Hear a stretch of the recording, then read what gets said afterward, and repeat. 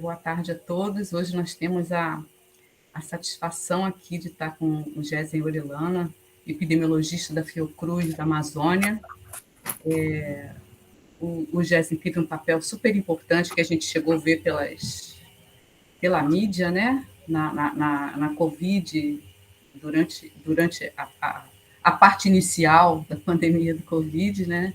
E tem publicações sobre as consequências do Covid e tal. A gente chamou o Gesen, ainda não tinha essa onda, não tinha nem começado, né? A gente chamou para ele falar um pouco da experiência dele da monkeypox pela Amazônia, ou que ele via do Brasil, mas eu acho que ele pode se apresentar e dizer o que vai expor para nós.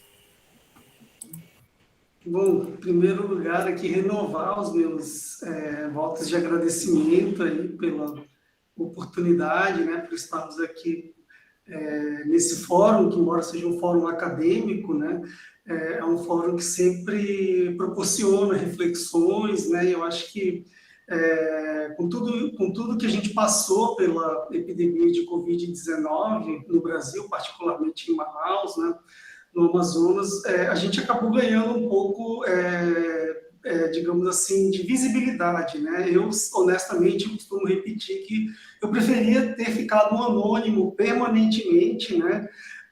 Do que ter que relatar, né? Essas tragédias, né? Eu acabei me tornando, querendo ou não, um mensageiro da morte aqui na região norte, né? Porque eu aparecia basicamente para falar de desgraça, né? E, infelizmente, tudo que a gente fez, né, ao longo da epidemia de Covid-19, relatando, né, as experiências negativas que tivemos em 2020, em 2021 e um pouco agora no início de 2022, né, que eu acreditava ingenuamente, né, que poderia ser uma espécie de alerta, né, uma espécie de recado para as pessoas: olha, a gente errou aqui, acolá, fazendo isso, deixando de fazer aquilo.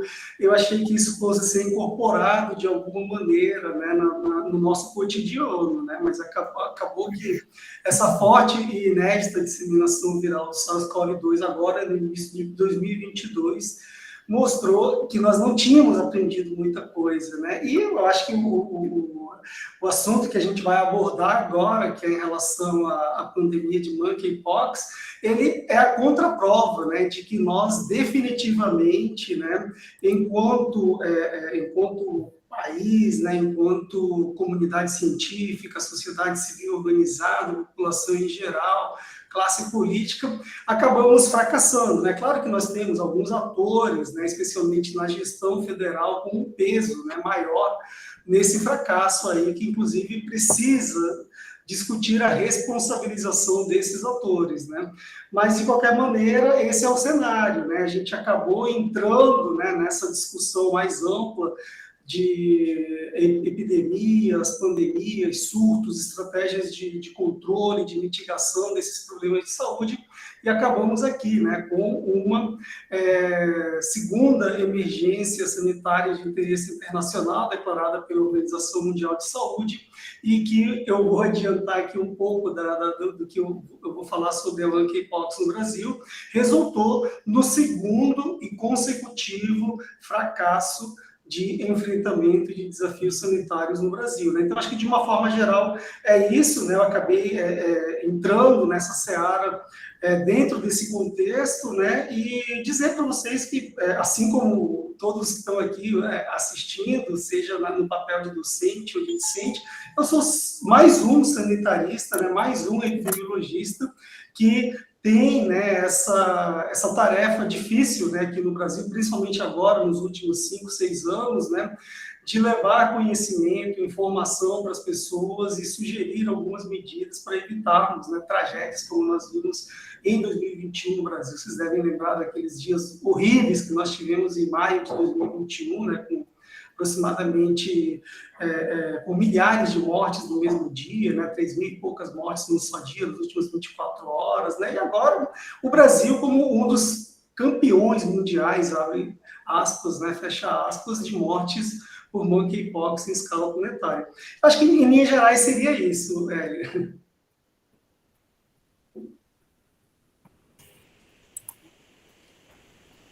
Tá certo. A gente quer te agradecer muito a sua disponibilidade, a gente sabe do seu trabalho, né? Você vai apresentar alguma coisa? Então tá, mas de novo, eu te agradecer. A gente queria muito ter te trazido pessoalmente, mas presencialmente, né?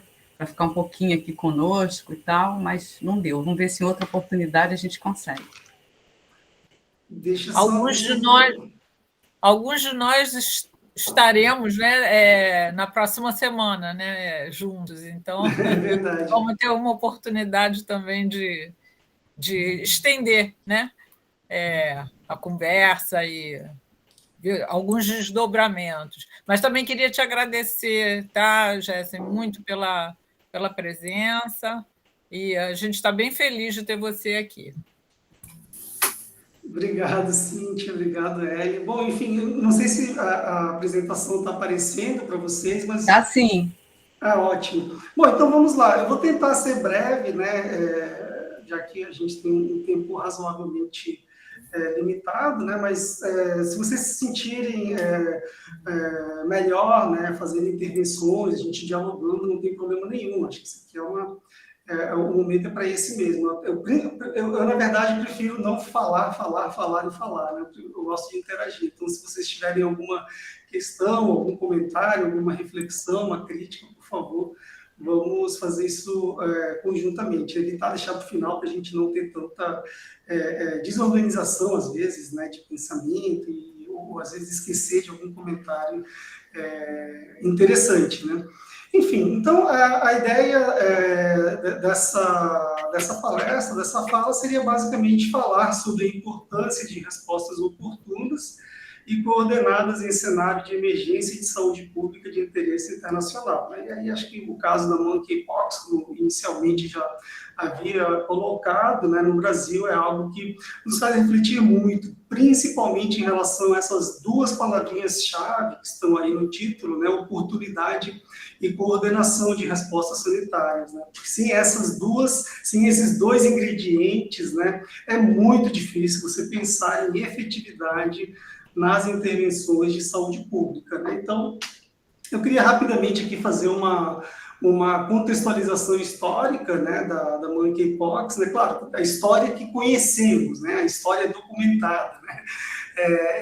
A identificação desse vírus, né, em seres vivos, ela só foi possível em 1958, né, ocorreu um laboratório da Dinamarca, acidentalmente, inclusive, né, e daí em diante a gente só conseguiu identificar o primeiro caso, né, em humanos em 1970, né, na República Democrática do Congo, né, que antigamente chamava-se de Zaire, né. Então, ela se tornou uma doença endêmica na África, ficou restrita ao território ali da África Central, Ocidental, sem grandes repercussões, né, ou pelo menos sem repercussão conhecida fora do continente africano, nesse período da década de 70. Né? É um pouco complicado falar que não houve repercussão fora da África nesse período por vários motivos. Né?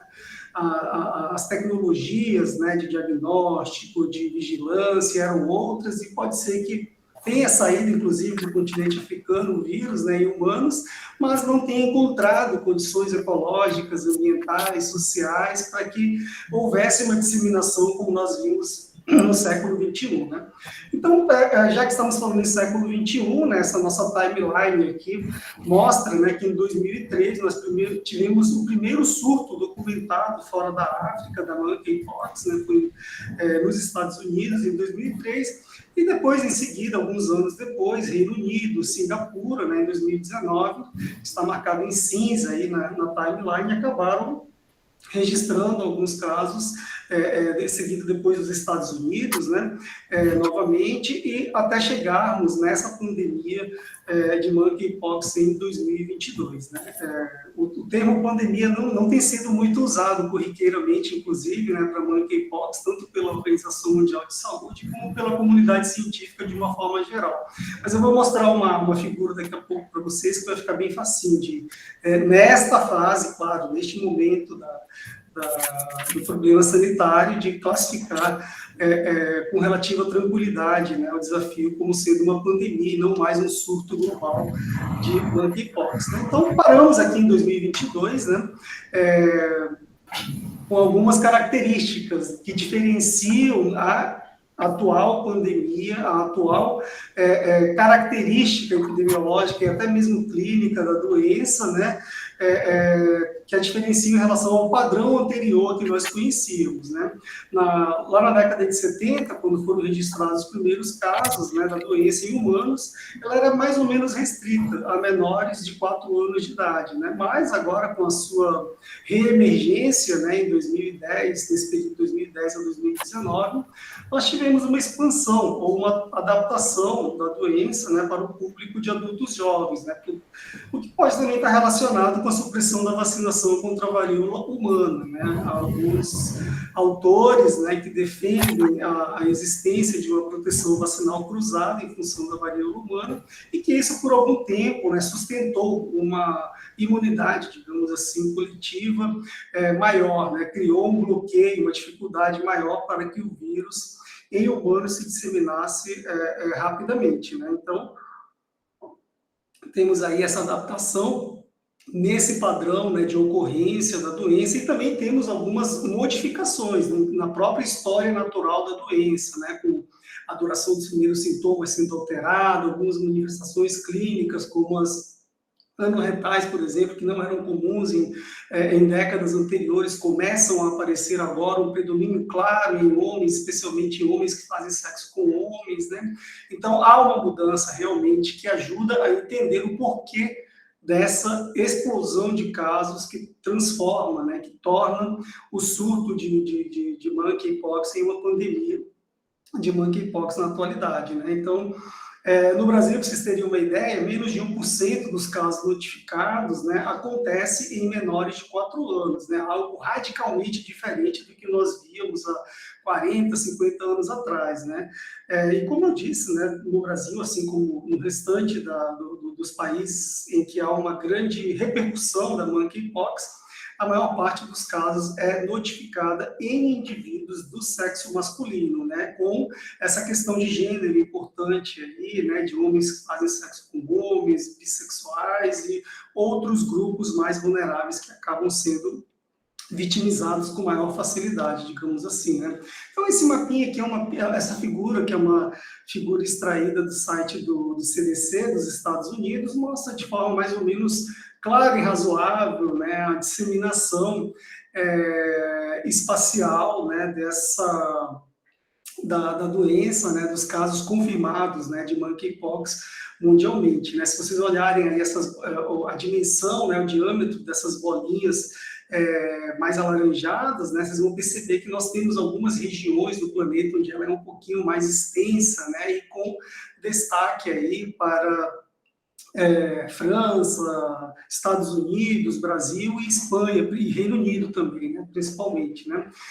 E se vocês olharem essas bolinhas azuis aí, elas representam basicamente os lugares onde historicamente a monkeypox era reportada normalmente em padrões endêmicos, né, e não em padrões epidêmicos, como estamos vendo na atualidade, né. Temos uma dispersão geográfica ampla, aí, com milhares e milhares de casos. Nesse momento, nós estamos com cerca de 80 mil notificações de casos confirmados de monkeypox, né, ou seja, se temos 80 mil, pode ter certeza aí que a gente tem pelo menos o dobro de casos existentes, mas que por inúmeros motivos acabam não drenando, né, para os sistemas de informação oficiais, né. Então, essa é uma figura que deixa muito claro essa dispersão mundial, né, dos casos de monkeypox no planeta, né, caracterizando agora, né, estamos falando já basicamente da segunda semana de novembro de 2022, já é possível falar em uma pandemia, né, de monkeypox, embora estejamos numa fase de desaceleração, né, mas temos uma quantidade suficiente de casos aí para mostrar a sua forte disseminação global, né. Então, esse é um dado aqui que combina duas informações, né, as informações os dados de monkeypox, né, para casos, né, confirmados, notificados, conhecidos e reconhecidos pelos Ministérios da Saúde dos países membros da Organização Mundial de Saúde e de mortes também por monkeypox, né.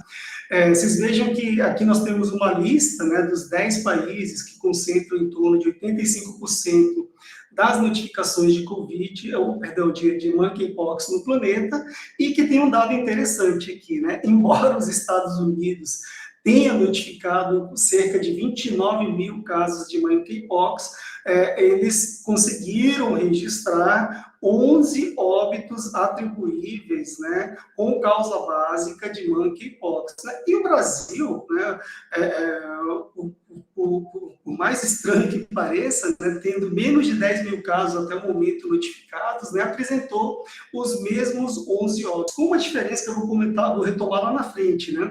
O CDC dos Estados Unidos já tem algum tempo, ele vem treinando os trabalhadores de saúde, os órgãos responsáveis pela saúde dos diferentes condados, dos diferentes estados do país em relação ao adequado preenchimento da causa básica de óbito em contexto endêmico, epidêmico, né, da monkeypox, né, nesse caso epidêmico dos Estados Unidos, coisa que nunca aconteceu no Brasil, né? Tenho certeza que nenhum de vocês aqui ouviu falar nesse tipo de iniciativa por parte do nosso lento e vagaroso, né, Ministério da Saúde, né? Então, esse é um dado que chama muito atenção, mas ele vai chamar mais atenção ainda se você somar a quantidade de casos registrados em países como França, Reino Unido, Alemanha, Colômbia, Peru e México. Você vai perceber que eles notificaram ali pelo menos 2 ou 3 vezes mais casos juntos, né, esses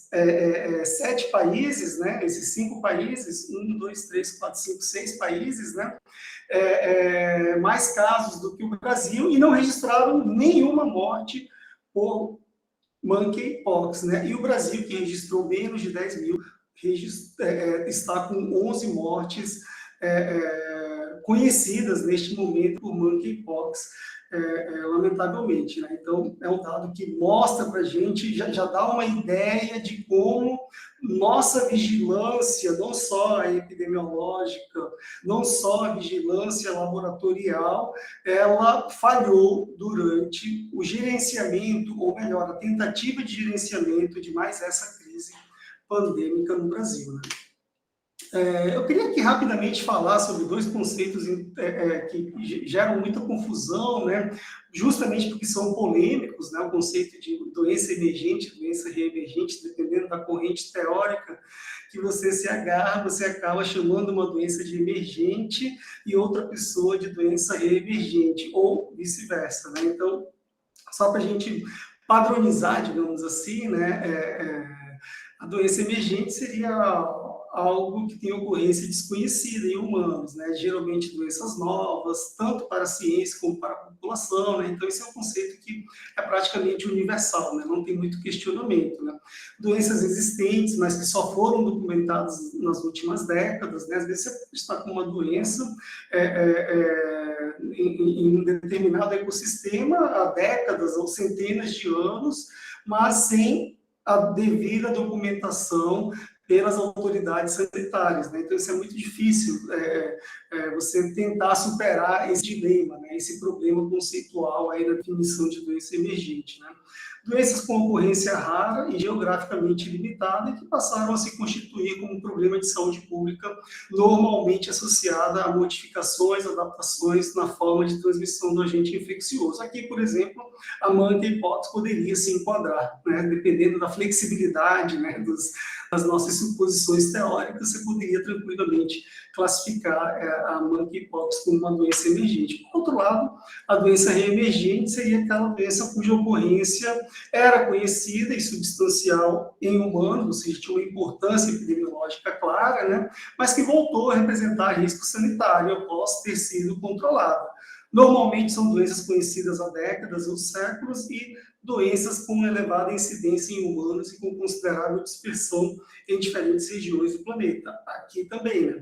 Você consegue, ao mesmo tempo, classificar a monkeypox como sendo uma doença reemergente. Eu, particularmente, acredito que ela seja muito mais uma doença reemergente do que uma doença emergente. Mas eu fiz essa exposição aqui para vocês, basicamente para mostrar como é difícil, né, você se situar entre essas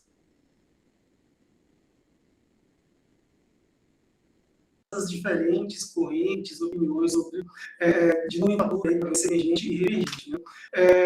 Falar um pouco também agora de emergências sanitárias, né, porque eu acho importantíssimo a gente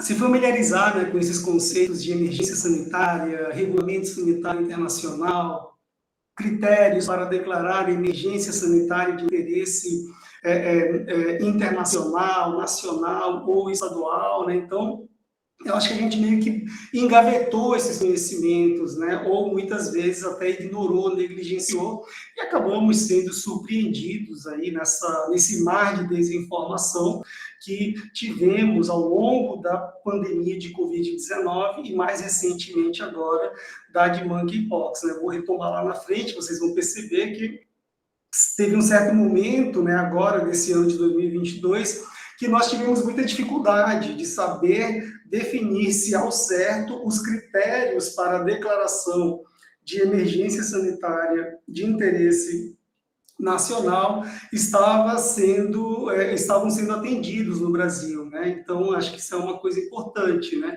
Assim, de uma forma geral, emergências sanitárias, né, elas são declaradas quando a propagação de um patógeno, de uma doença, ocorre de forma inesperada e com ampla dispersão geográfica, né, atingindo elevado número de pessoas ao mesmo tempo, com o potencial de resultar em sérios danos sanitários, econômicos e sociais. Né? Então, esse gráfico, essa figura que eu mostrei aqui, ela mostra claramente isso, né? A aderência da situação epidemiológica da monkeypox em escala planetária ao conceito de uma emergência sanitária, pela sua dispersão, pelo seu impacto epidemiológico, né, pela capacidade que tem de gerar algum tipo de sobrecarga, né, algum tipo de prejuízo aos serviços de saúde, principalmente naquelas regiões onde os serviços de saúde são historicamente precários, né? Então, acho que isso é um ponto importante. Às vezes você pode ter uma situação em uma região altamente desenvolvida, com poucas dificuldades no gerenciamento de recursos humanos, no gerenciamento dos serviços de saúde, na articulação dos diferentes níveis de gestão em saúde, que não seja razoável entender a monkeypox naquele contexto como sendo algo emergencial, algo que demanda ações tempestivas, imediatas e oportunas, né? Mas nós vivemos num país, né, com grandes diferenciais, né, com um país continente, onde você tem, ao mesmo tempo, contextos como o da região sul do Brasil, que tem muito mais aderência a um cenário sociossanitário e até econômico do Uruguai, por exemplo, do que o contexto sociossanitário que nós temos na região amazônica, em estados como o Amazonas, que estão muito mais parecidos, né, com países mais pobres, com países com mais dificuldades de enfrentar o problema, né? Então, esse entendimento das emergências sanitárias, eu acho que é importante a gente estar sempre recapitulando, né? E por que essas emergências sanitárias acontecem, né? Normalmente devido à interação entre humanos e diferentes seres vivos, né? Contaminados, em geral, aves, roedores e insetos, por exemplo, né? No meio do lixo, água contaminada, biomas degradados e outros condicionantes que proporcionam, né? Que abrem essas janelas de oportunidade para que essas infecções, né, doenças saiam de controle. E esse aqui parece ser o caso, né, da monkeypox. Né? A gente tinha um padrão mais ou menos endêmico, restrito a determinadas regiões da África, mas que por alguma razão ocorreu uma modificação na história natural da doença e isso abriu essa janela de oportunidades para que ela se disseminasse não somente por outras regiões, por outros países da África, mas também por outros países, perdão, da África, mas também por outros continentes, como nós acabamos de ver na figura anterior, né? E, nesse sentido, o contexto ele faz muita diferença, né? Ele ajuda a gente a entender, né, o alcance e a severidade das pandemias, né? A gente consegue entender que esse tipo de evento pandêmico não pode ser considerado algo aleatório, sempre tem determinantes ambientais, sociais, econômicos, ecológicos, né, muitas vezes negligenciados e que acabam surpreendendo a humanidade, né?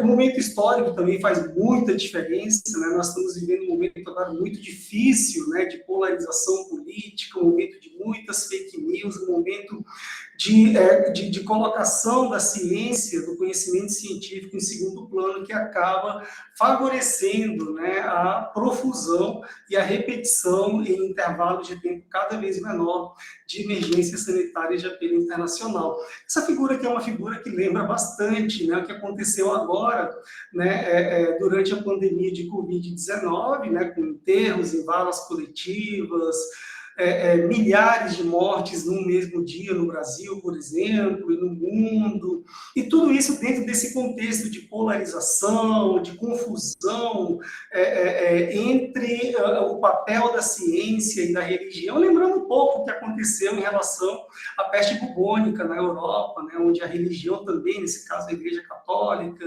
teve um importante papel, em especial as cruzadas, né, para a disseminação, para esse cenário, né, catastrófico que marcou de forma profunda a humanidade em termos de morte e mortalidade à época, né? E temos aqui outros exemplos mais recentes, mais contemporâneos, do século XX, com a Primeira Guerra Mundial, em relação à gripe espanhola, né, que não é espanhola, né, a gente sabe que ela não é espanhola, mas ficou mundialmente conhecida como a gripe espanhola, né? E, normalmente, essas pandemias acontecem por uma série de fatores, né? E um dos fatores importantes aí, que é representado por essa figura aí, que tem um contrapeso, né, sendo feito entre urbanidade e meio ambiente, né, acaba determinando, né, a adaptação de vírus, bactérias, fungos e tantos outros micro-organismos a contextos urbanos e gerando esses problemas, como temos visto recentemente da pandemia de Covid-19 e provavelmente também em relação ao que está acontecendo agora com a monkeypox em escala planetária. Bom, e em relação às respostas em emergências sanitárias, né? Quem é que determina se estamos em emergência sanitária, né? Isso é importante a gente refletir, é importante a gente lembrar desses pontos, porque nós ouvimos ao longo da epidemia de Covid-19 e agora, e agora durante o curso da epidemia de monkeypox, muitas pessoas dizerem que, não, a culpa não é do governo federal, o governo federal não tem nada a ver com isso é culpa dos governadores, isso é culpa dos prefeitos, né? Mas, na realidade, nós sabemos que qualquer resposta sanitária efetiva para essas emergências sanitárias globais, ela depende de uma articulação entre os diferentes níveis de gestão. E pensando no caso do Brasil, nós não podemos esquecer nunca, né, que o Sistema Único de Saúde, que a saúde no Brasil, ela é majoritariamente, né, pensando no sistema público, né, que é o SUS, administrada numa lógica tripartite, né, com uma participação indutora, fundamental do nível federal, nesse caso do Ministério da Saúde, né, com a participação, lógico, articulada, concatenada com secretarias estaduais, municipais, conselhos de saúde, né, então,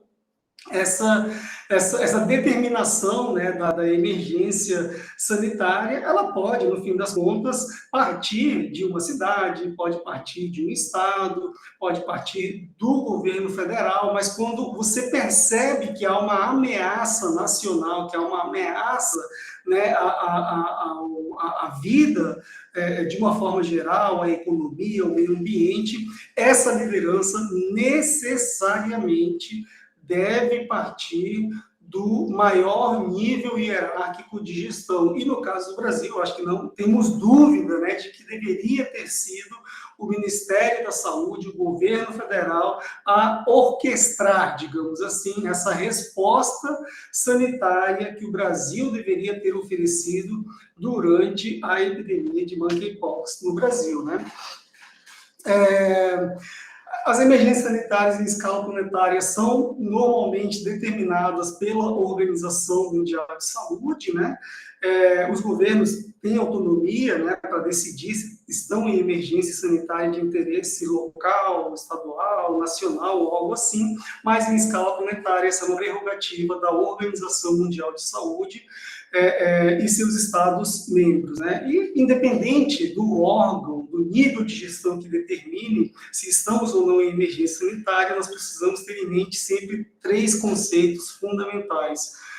Essa contenção depende de medidas como oportunidade, coordenação das respostas e ações e alinhamento com a boa ciência, né? Sem isso, nós não conseguimos evitar a disseminação e principalmente os impactos de surtos, epidemias e pandemias, como nós estamos vendo agora nos últimos 2 ou 3 anos em escala planetária, né? Então, essas 3 palavrinhas, acho que são palavrinhas que a gente precisa ter sempre em mente quando pensamos em emergências sanitárias internacionais, oportunidade, coordenação e alinhamento com a boa ciência, né? Porque sem você conseguir oferecer uma resposta adequada no momento certo, ou seja, o quanto antes possível para evitar a disseminação do vírus, você não consegue ter algo satisfatório. Se você não consegue coordenar essa resposta adequadamente entre os diferentes níveis de gestão, você também tende a fracassar. Se você não alinha essas ações, esse planejamento,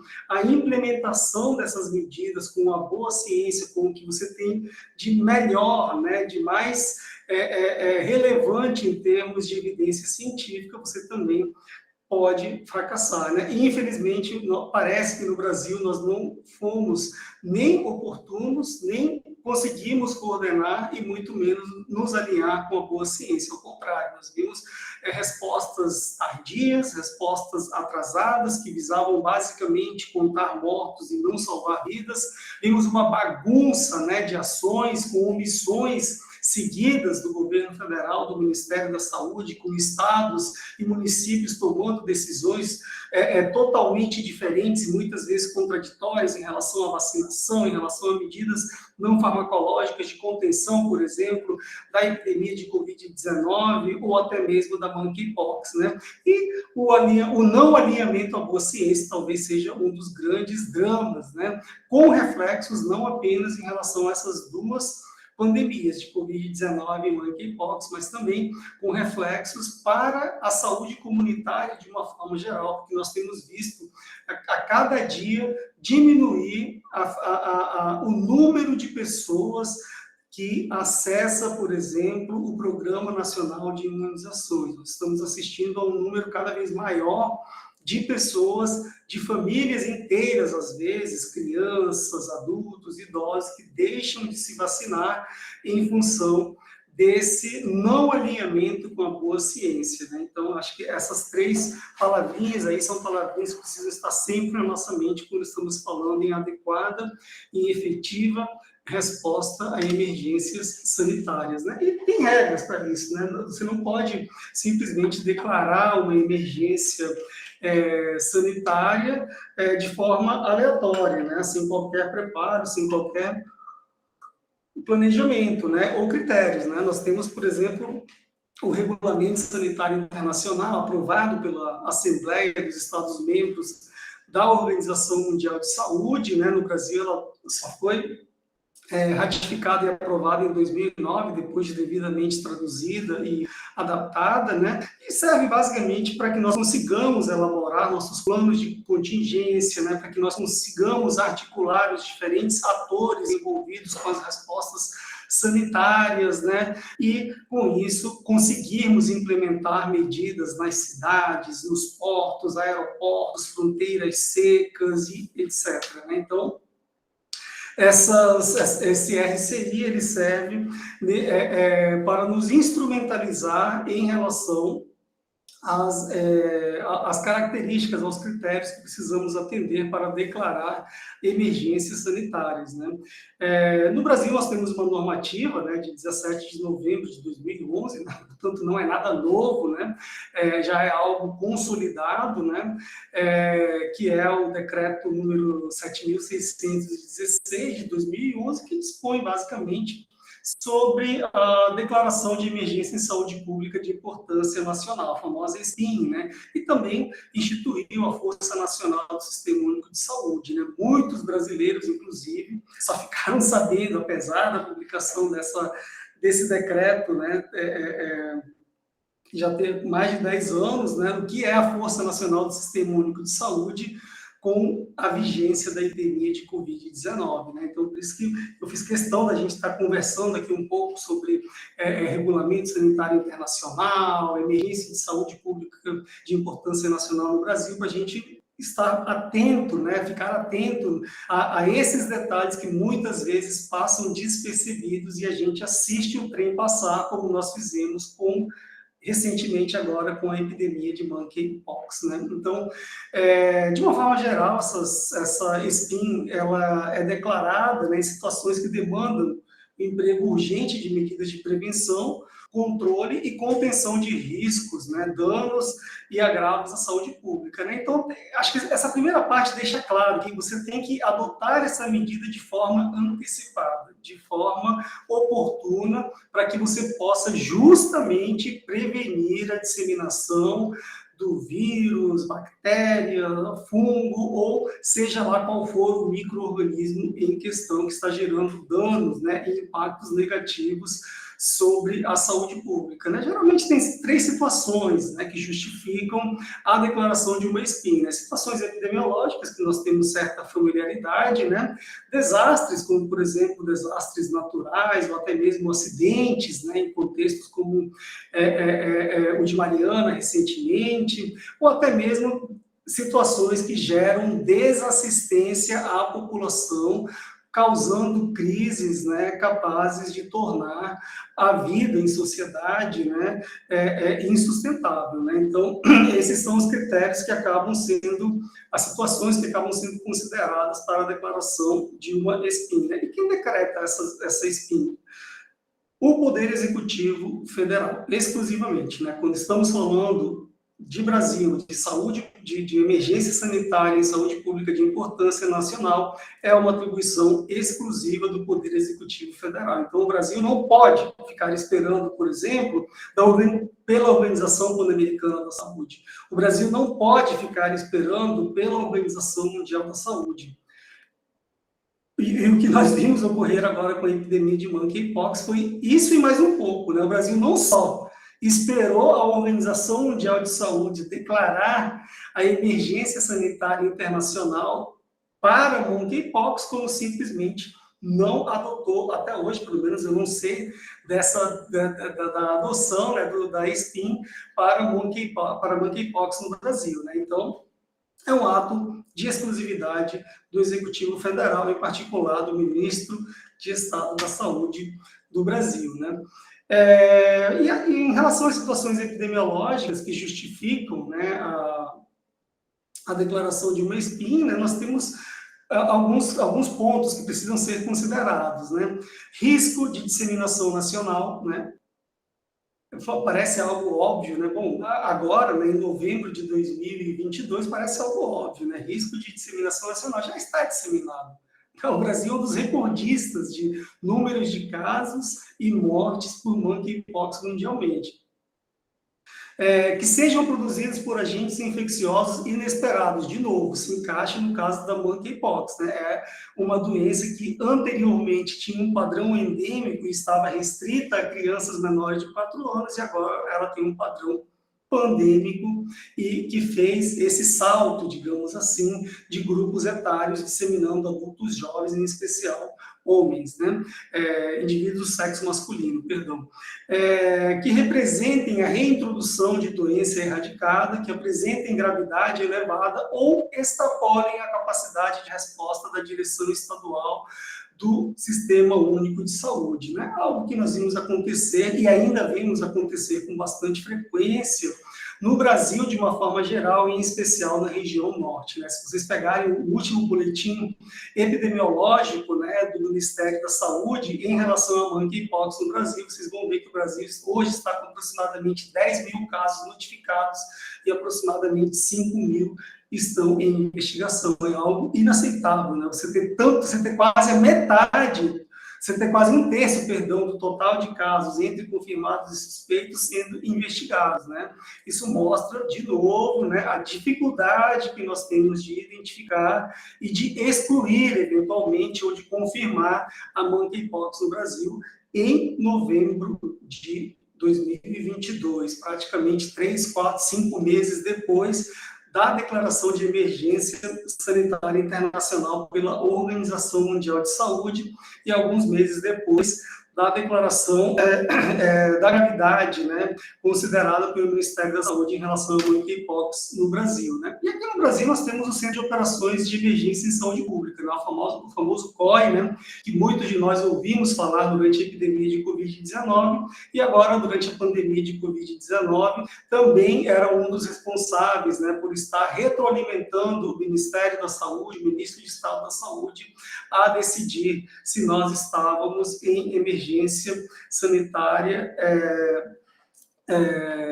de interesse nacional, né, em uma SPIN no Brasil, né, e aí tem algumas características do COI, né, que eles seguem, né, eles fazem o monitoramento dos casos confirmados e descartados, né, divulgação oportuna dos dados do Brasil e no mundo, né, isso aqui deveria fazer divulgação oportuna de dados do Brasil e do mundo, né, não faz, não. Até hoje nós não temos, por exemplo, um sistema de informação ágil e com cobertura o suficiente e com rapidez suficiente para nos informar de forma atual e de forma rápida, né, em relação à epidemiologia, né, da monkeypox no Brasil, né? Então, também o COI também articula intra e interinstitucionalmente a discussão de necessidades de contenção da disseminação da doença, responsável pela ampliação do diagnóstico laboratorial, do fluxo laboratorial, estabelecimento do plano de contingência nacional, que eu vou já falar daqui a pouco, né? Então, isso aqui é o que o COI deveria fazer de forma oportuna e efetiva, e foi exatamente, de uma forma geral, o que faltou durante o gerenciamento da epidemia de monkeypox no Brasil, né? Felizmente, né, nós, neste momento, agora estamos em escala global, revisando alguns conceitos relativos ao regulamento sanitário internacional, né, com grupos de trabalho que contam, inclusive, com a participação do Brasil como um co-chair, né, dentro desse grupo de especialistas, né, da Organização Mundial de Saúde. Em especial, nós temos a Fiocruz e a USP, né, responsáveis aí pela discussão desse novo tratado sobre pandemias e reforma do Regulamento Sanitário Internacional, né? Vocês lembram que o último Regulamento Sanitário Internacional é de 2005, mas, na realidade, ele foi discutido bem antes de 2005, né? Então, ele está naturalmente defasado, né? Mas, nesse ponto, nós não estamos tão mal. Nós estamos com essa participação, acompanhando essa discussão multilateral da necessidade de reformulação do RCI em escala planetária, né? Então, essas seriam, né, as questões mais gerais, né, mais conceituais, mais teóricas, né, sobre emergências sanitárias. E agora eu queria falar especificamente do caso do Brasil, né, especificamente da não SPIN, né, devido à monkeypox no Brasil, né. Precisamos lembrar, em primeiro lugar, que desde 23 de julho de 2022, 23 de julho, tá, gente? Então, agosto, setembro, outubro, novembro, quase 120 dias depois de a Organização Mundial de Saúde ter declarado emergência de saúde pública de interesse internacional, o Brasil ainda não fez e provavelmente nem fará, né? Talvez em função dessa queda aí do número de contágios mais recentes no Brasil, né? E além disso, além de ter negligenciado essa informação importante, né, de estarmos em emergência de saúde pública de interesse internacional desde 23 de julho de 2022, o Brasil também estava ciente de que nós não tínhamos, nem no Brasil, nem fora do Brasil, vacinas e tratamento específico, né, para a monkeypox, né? O Conselho Nacional de Secretários de Saúde, né, o CONAS, propôs ao Ministério da Saúde lá nas primeiras semanas de agosto de 2022, que a monkeypox fosse considerada como uma emergência, uma SPIN, né? Uma emergência de saúde pública no país, né? Então, isso não foi feito, isso não ocorreu, né? E o encaminhamento, né, a sugestão do COI, né, desse instrumento, né, que deveria servir para salvar vidas no Brasil, acabou não tendo força suficiente ou não convencendo o ministro de Estado da Saúde, nesse caso Queiroga, a decretar a SPIN para monkeypox no Brasil, né? Então, é uma pena, né, porque esse tipo de ação é um tipo de ação que dá agilidade e desburocratiza respostas sanitárias, principalmente no caso do Brasil, onde nós temos uma série de entraves legais, uma série de entraves administrativos, de diferentes esferas, né, de gestão da saúde, do Sistema Único de Saúde do Brasil, que acabam dificultando, né, não só a adoção de medidas não farmacológicas, mas também eventuais compras, por exemplo, de vacinas ou medicamentos que poderiam estar ajudando no enfrentamento do problema no Brasil, principalmente ajudando a salvar vidas, né? Mas, infelizmente, isso não aconteceu no país, né? Para vocês terem uma ideia, até hoje, pelo menos mais uma informação que eu não tenho conhecimento se já se concretizou no Brasil, e aí eu peço para quem tenha uma informação atualizada, eventualmente, me repassar, que a ANAC, a Agência Nacional de Aviação Civil, até hoje, não conseguiu implementar medidas voltadas à prevenção e ao controle da monkeypox nos aeroportos, né? Isso é algo muito complicado, né? Porque os 2 primeiros casos suspeitos, né, lá atrás, a gente está falando antes de julho de 2022, foram reportados por estados turísticos, como Ceará e Santa Catarina, e nem por isso a ANAC, o Ministério da Saúde, o governo federal, conseguiu mobilizar, né, a sua estrutura, conseguiu mobilizar o Estado brasileiro para tornar esse tipo de medida de prevenção e controle viável e possível no Brasil. Lembrando que os Estados Unidos, né, em parceria com o CDC, já faz esse trabalho para a monkeypox desde julho de 2021, né, além do treinamento, né, de médicos, né, no preenchimento adequado da causa básica de óbito, né, nessas declarações de óbitos que geram os dados de mortalidade, né? Então, essas lacunas permanecem até hoje, por mais curioso, por mais chato que pareça, né, infelizmente a gente não tem nenhuma atualização nesse sentido, né? Eu vou trazer aqui um exemplo do caso do Amazonas, que é um caso que é muito emblemático também. Em 27 de julho, ele conseguiu confirmar o primeiro caso de monkeypox, né? E foi um dos primeiros, inclusive, da região norte do Brasil, né? Só que ele demorou cerca de 3 semanas, gente, depois da possível exposição do paciente para confirmar esse caso. Então, vocês pensem, né? Como nós erramos grosseiramente na contenção da epidemia de monkeypox no Brasil, né? Ora, se eu levo 3 semanas para confirmar um caso, vocês já conseguem imaginar o que acontece, né, com o rastreamento de contatos, por exemplo, né, com as orientações, com a terapêutica, eventualmente, desse paciente, caso ele precisasse, né? Então, um total desastre, né? E isso é interessante a gente fazer esse comentário, porque antes de julho de 2022, o governo federal estava alardeando, né, que estava treinando países da América do Sul, da América Latina, no diagnóstico laboratorial de monkeypox, se colocando, inclusive, como referência internacional. A referência internacional que conseguia treinar outros países, mas não conseguia fazer o diagnóstico dos casos na região amazônica, por exemplo, né? A descentralização modesta, né, do diagnóstico padrão da monkeypox, inclusive, continua muito aquém do que poderia ser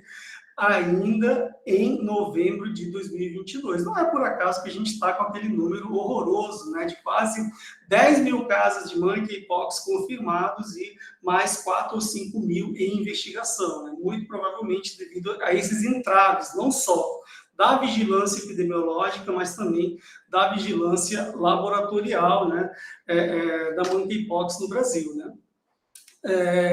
E agora eu queria falar um pouco sobre o encerramento da SPIN por Covid-19 no Brasil, né? É interessante nós notarmos que, para declarar SPIN, o governo é lento, mas para suspender a SPIN, ele é extremamente rápido, né? Só que tem uma curiosidade, né? Desde que a SPIN foi declarada como encerrada no Brasil, nós tivemos aproximadamente 21 mil mortes por Covid-19 confirmadas no Brasil. Né? E não foi por acaso, né, que muitos estados, muitas unidades da federação e municípios do Brasil continuaram com os decretos, né, com legislações de manutenção da situação de emergência sanitária, porque não dá definitivamente de você seguir as orientações do Ministério da Saúde, que tem propensão a contar mortos e não a salvar vidas. Né? Então, infelizmente, essa é a situação atual, né, da falecida SPIN, né, da Covid-19 no Brasil, né? Então, em relação à monkeypox, infelizmente, ela não foi possível no Brasil e nem acho que seja mais aqui em diante, né? Basicamente por interesses político-partidários, né? Porque eles acabaram superando critérios técnicos, científicos, epidemiológicos para essa determinação, né, por parte do Ministério da Saúde de SPIN para a monkeypox, né? Então, essa é uma marca negativa, mais uma marca negativa que fica para o Ministério da Saúde. O máximo que o Ministério da Saúde conseguiu foi declarar emergência em saúde pública, né? A ESP, emergência de saúde pública de nível 3, na verdade, né? Que é um passo anterior à declaração de SPIN, né? E isso só foi feito, isso só aconteceu em 16 de agosto de 2022, ou seja, semanas depois, inclusive, da sugestão por parte do CONAS, né, como eu disse aqui para vocês, em 10 de agosto, de ter, do CONAS, né, de declarar, né,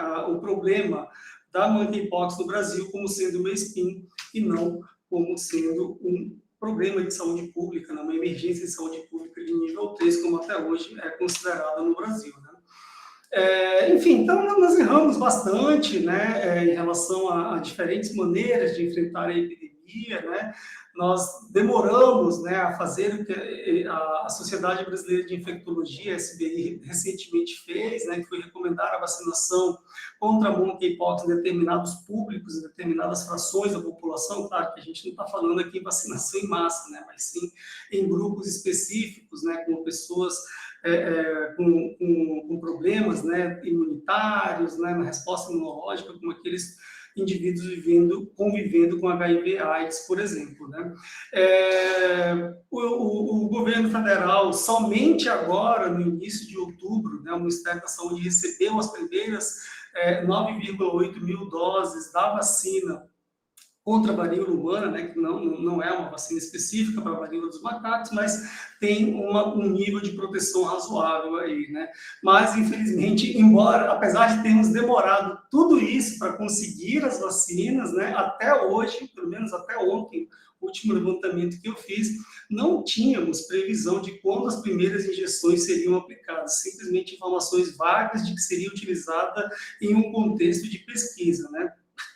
Tem que ser de pesquisa mesmo, porque a epidemia parece estar se encaminhando para o seu esgotamento ou algo parecido, né? Então, é uma pena, né, a gente ter esse tipo de constatação no Brasil, né? Mesmo com todos os atropelos, mesmo com todos os equívocos, com todos os problemas que tivemos durante a epidemia de Covid-19 no Brasil. Não ficou claro, né, que a vigilância e detecção são ferramentas essenciais para entender cenários dinâmicos, né, como os cenários sanitários do século XXI.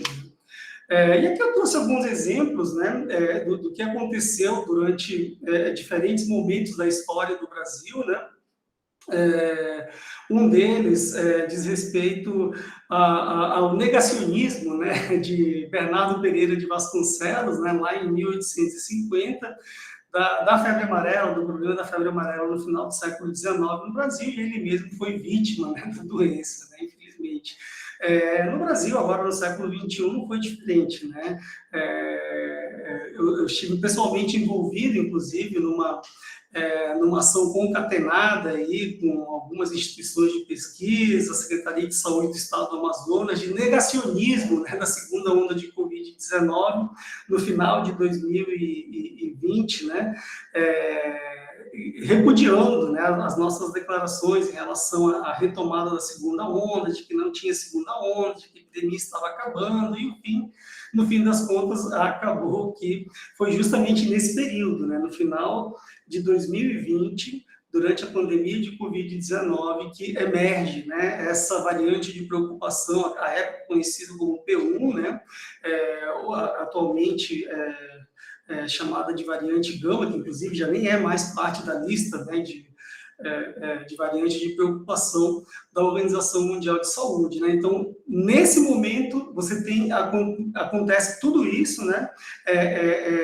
E meses depois, em janeiro de 2022, a então diretora, né, finada, falecida, diretora-presidente da Fundação de Vigilância em Saúde, que criticou, inclusive se deram o trabalho de escrever uma nota de quase 3, 4 páginas, né, criticando as nossas observações, né, em relação ao perigoso, né, e letal desenvolvimento da epidemia de Covid-19 em Manaus, no Amazonas.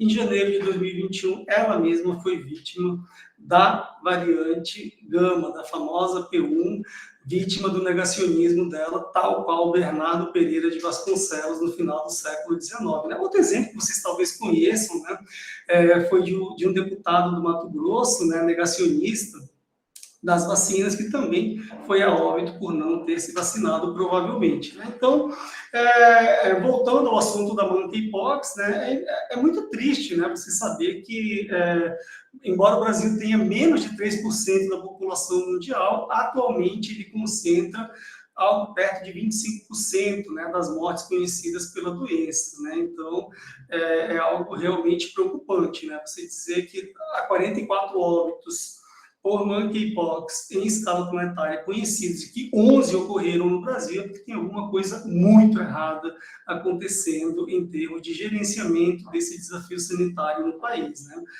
Curiosamente, o Brasil tem o mesmo número de mortes que os Estados Unidos, mas notificando menos de 10 mil casos, né? Ou seja, quase 2, 3 vezes menos do que os Estados Unidos, né? E tem 5 mil casos suspeitos, né? Aquela velha história, né, dos casos em investigação, da letargia, da lentidão dos serviços de saúde de conseguir fazer uma investigação oportuna, adequada e o devido descarte ou não desses casos em investigação. Né? Então, é algo realmente complicado. Outro dado interessante é que aqui na América do Sul, embora tenham sido notificados cerca de 10 mil casos também, né, excluindo os casos do Brasil, né, nós só temos o conhecimento de um óbito por monkeypox e foi no Equador, ou seja, fora do Brasil aconteceu praticamente o mesmo quantitativo de casos notificados, né, e só houve uma morte, e no Brasil você teve 11 mortes conhecidas, né? Então é algo que também mostra de forma contundente, né, como nós continuamos falhando uma vez atrás da outra, pandemia após pandemia, né? Aqui eu queria trazer alguns pontos, né, que nós levantamos em um artigo especial publicado agora na Revista Brasileira de Epidemiologia, que inclusive conta, né, com a participação de todos os membros, né, da Comissão de Epidemiologia da Abrasca, da qual a Hélia faz parte, a Cintia faz parte, a Cintia inclusive assinou esse artigo, né, que a gente se pergunta, né, no artigo, o que estamos esperando para agir? Né? A gente está falando de um artigo que saiu há mais de 40 dias, né? Então, o que a gente está esperando para fazer em um cenário que nós estávamos, né, em escalada de casos, em um cenário em que o Brasil estava mergulhado dentro de uma pandemia de Covid-19, em um cenário em que a nossa estrutura laboratorial para o diagnóstico rápido de monkeypox era claramente defasada, era claramente insuficiente, né? Enquanto nós tínhamos o Ministério da Saúde fazendo propaganda que estava treinando os outros países das Américas para o diagnóstico laboratorial padrão da monkeypox, o brasileiro mesmo não tinha acesso a esse tipo de recurso, né, de vigilância laboratorial. Né? Então, É algo que a gente fica até hoje se perguntando por que não, né? Nós não tínhamos e continuamos não tendo um sistema de informação em saúde transparente, ágil e apto, né, para registrar e disseminar dados em tempo real, né? Os registros estavam sendo feitos naquela rede CAP ainda, né? Nós não tínhamos uma estrutura, né, adequada, apropriada para o armazenamento e a disseminação desse tipo de dados, repetindo exatamente o mesmo erro do início da epidemia de Covid-19 no Brasil. Era que nós estávamos registrando os dados de um país com quase 220 milhões de habitantes por meio do REDCap, né? Então é algo realmente inaceitável, né? Nós tínhamos limitadas ações de capacitação aos trabalhadores de saúde, insuficientes iniciativas de comunicação de risco junto à população de combate ao estigma, né? Isso ficou muito claro, né? Lá por julho, agosto de 2022, havia uma incerteza muito grande, inclusive dentro da comunidade científica, da comunidade acadêmica, né, em relação à comunicação de risco, a estigma, né, que nós acabamos lidando muito mal durante a epidemia de monkeypox no Brasil, né? Nós tínhamos uma urgência de medidas coordenadas com agências multilaterais, nós não conseguimos ter um êxito adequado nesse sentido, né? Nós não conseguimos incorporar as lições aprendidas durante a pandemia de Covid-19, né? E, infelizmente, o acesso igualitário aos recursos disponíveis, né, para o enfrentamento da doença também deixou a desejar, né? Com esse excesso, o excesso não, menor dificuldade de acesso, por exemplo, ao diagnóstico laboratorial, à vigilância epidemiológica nas regiões sul e sudeste e um acesso bastante deficitário, bastante comprometido, bastante complicado em regiões como a norte e nordeste do Brasil, né? Então, de uma forma geral, o que a gente viu foram ações, né, por estado, né, ações dispersas, muitas vezes desconectadas, né, de estados da própria região e por vezes desconectadas também do que o Ministério da Saúde estava recomendando, fazendo, né, com critérios não muito claros para testagem, definição de caso suspeito, protocolos clínicos, né, atraso, né, nessas investigações e rastreamento de contatos com a nossa rede de laboratórios de referência limitada e lenta até hoje, né? Falta de coordenação no nível federal, que também possibilitou que esse surto, né, de monkeypox assumisse o atual padrão epidêmico que nós estamos vendo no Brasil, né? E também, né, o fato de nós não termos dado uma resposta à altura do problema acabou limitando também a compra de insumos que deveriam ter sido usados durante o enfrentamento da doença, do problema, durante os momentos mais agudos, né, do enfrentamento da monkeypox no Brasil, né? Nós falhamos na aquisição de medicamentos e vacinas, como eu mostrei a vocês agora há pouco, demoramos, né, para muitas outras coisas e acabamos com este cenário que eu queria trazer para vocês aqui, né, com esse aumento claro, consistente, continuado, né, de casos no Brasil em um lapso de tempo de pelo menos aí 6 meses, né? A gente vai de junho, julho, agosto, setembro, outubro e novembro, de 22 para quase 10 mil casos confirmados. Lembrando que em 23 de julho, né, quando nós estávamos com apenas 22 casos confirmados, a Organização Mundial de Saúde já tinha decretado emergência de saúde pública de interesse internacional. E que, mesmo sabendo disso, o Brasil demorou praticamente um mês, né, praticamente 30 dias, para iniciar a campanha nacional de prevenção da varíola dos macacos, né, justamente quando nós já tínhamos triplicado ou quadruplicado o número de casos no Brasil, né, chegando a esse valor aí que vocês estão vendo de 4.493 em 27 de agosto. Daí para frente os casos foram só aumentando, ao ponto de chegarmos ao valor de aproximadamente 9.600 casos confirmados em 8 de novembro de 2022. Claro que a gente está percebendo uma desaceleração aí na notificação de casos e provavelmente na disseminação, né, do vírus no Brasil, nessa virada aí de outubro para novembro. A gente teve um aumento importante, né, de mais de 1.500 casos, mas num ritmo um pouco menor do que o que nós vimos, né, por exemplo, em relação a setembro, outubro. Bom, então, finalizando, né, a título de conclusão, de considerações finais, gostaria de deixar aqui o recado, né, de que oportunidade e efetividade devem andar de mãos dadas, sobretudo em contextos complexos como o brasileiro, né, em que a gente tem um peso importante dos determinantes sociais em saúde, mais recentemente de fake news, estigmatização para problemas sanitários específicos como esse, da monkeypox, né, e não somente a humanos, né, não somente a questão de gênero, né, da monkeypox em humanos, mas também os animais, né, aos primatas, aos macacos, que também, assim como em outras ocasiões de problemas com a febre amarela, em outros momentos da história recente do Brasil, eles acabaram sendo vitimizados, eles acabaram sendo mortos por estigmatização, por desinformação, por omissão das autoridades sanitárias, né? E a polarização política, né? Acabou confundindo a cabeça de muita gente, fazendo com que muita gente deixasse de contribuir para a não disseminação da monkeypox no Brasil. De uma forma geral, tudo se repete e pouco se aprende com emergências globais de saúde pública no Brasil contemporâneo.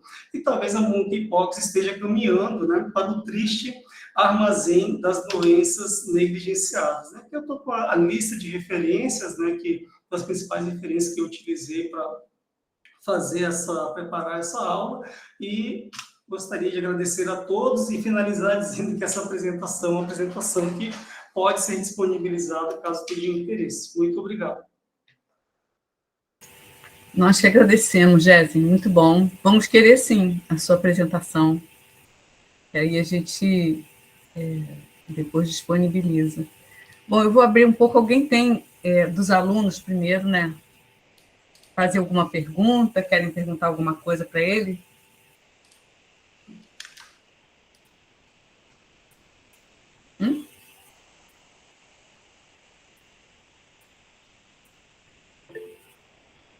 Fala, Pet. Eu não sou aluna, não, mas queria perguntar. Primeiro, também agradecer, Jéssica, foi muito. A sua fala foi muito clara, didática, assim, para entender, né? Tanto num contexto mais amplo, internacional, como para compreender, né, os caminhos, assim, que a política e que a falta de coordenação interfederativa, né, gerou para o enfrentamento da Covid e agora também, né? E como que a gente não aprendeu. Mas eu tenho, né, a certeza de que com o próximo governo, né, a gente vai estar respirando outros ares né, e outras possibilidades de enfrentamento de outros problemas graves, né, de saúde.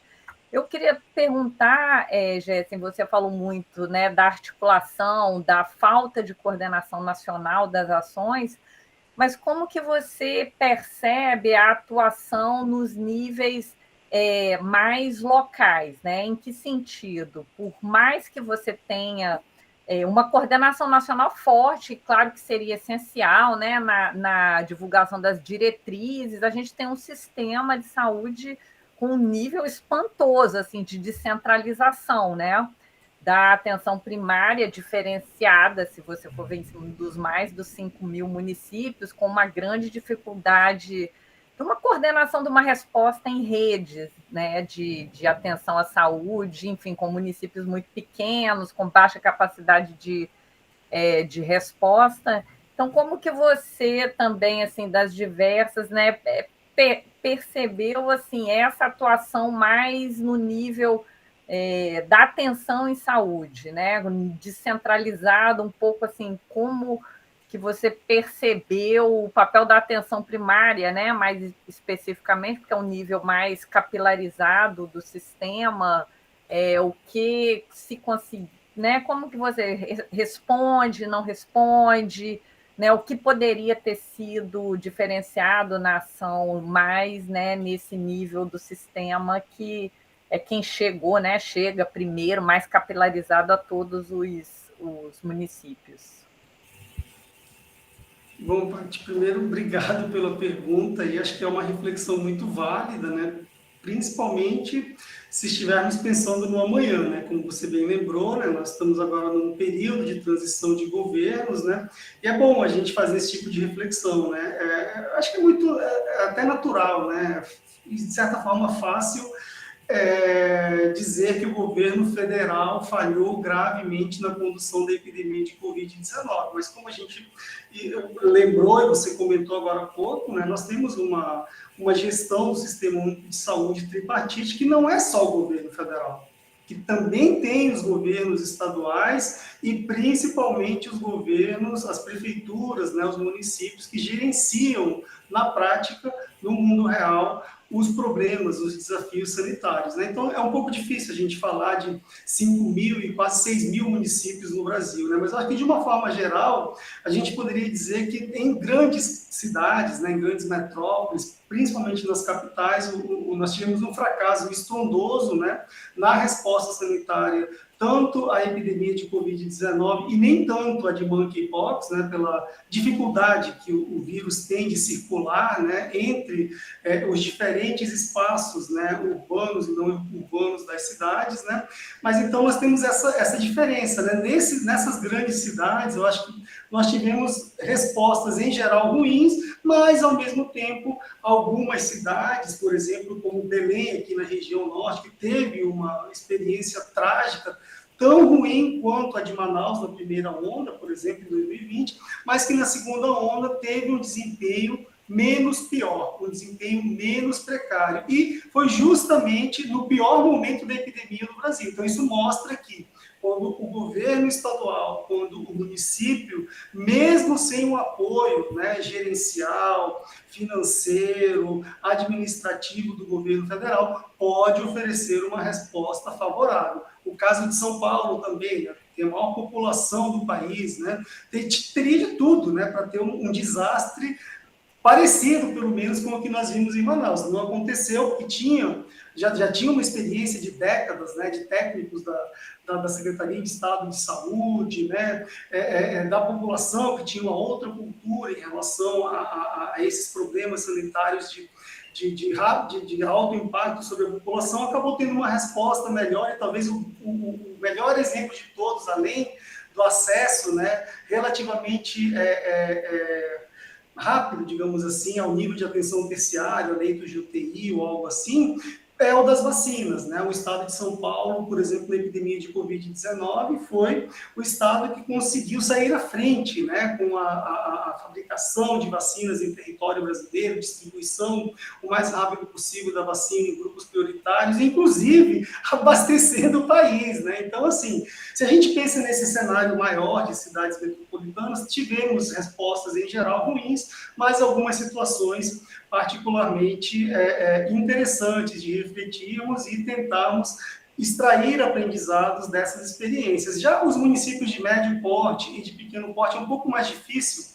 fazer essa avaliação, porque como a gente está falando, né, de vírus que se disseminam pela via respiratória, por contato e algo assim, é mais difícil você dizer que eles foram menos impactados pela epidemia porque tiveram menos dificuldades de administrar a pandemia ou simplesmente pela forma de transmissão, pela forma de disseminação dos patógenos, aí nesse caso do SARS-CoV-2 e do vírus que causa a monkeypox, né? Então, é um cenário realmente que deixa a gente nessa dúvida, né? A gente não consegue dizer ao certo até que ponto, né, o papel do governo federal, né, do nível central, determinou, né, esse desastre sanitário para a Covid-19, por exemplo, com 700 mil mortes aproximadamente confirmadas e, embora não seja um número monstruoso, né, esteja longe, na verdade, de ser um número monstruoso, né, de apenas 11 mortes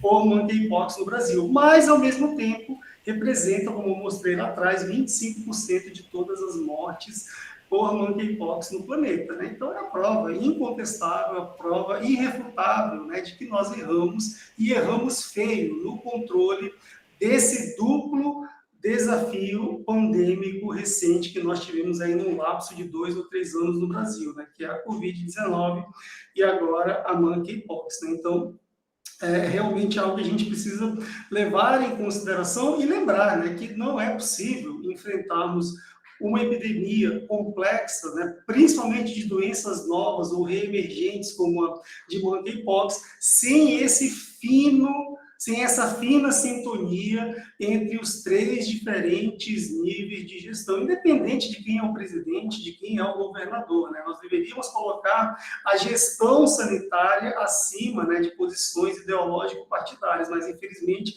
com essa polarização política do Brasil, nós acabamos separando, né, o Brasil naqueles que acreditavam no lockdown, que nunca teve no Brasil, né? Eles insistem em dizer que a gente teve lockdown no Brasil, né?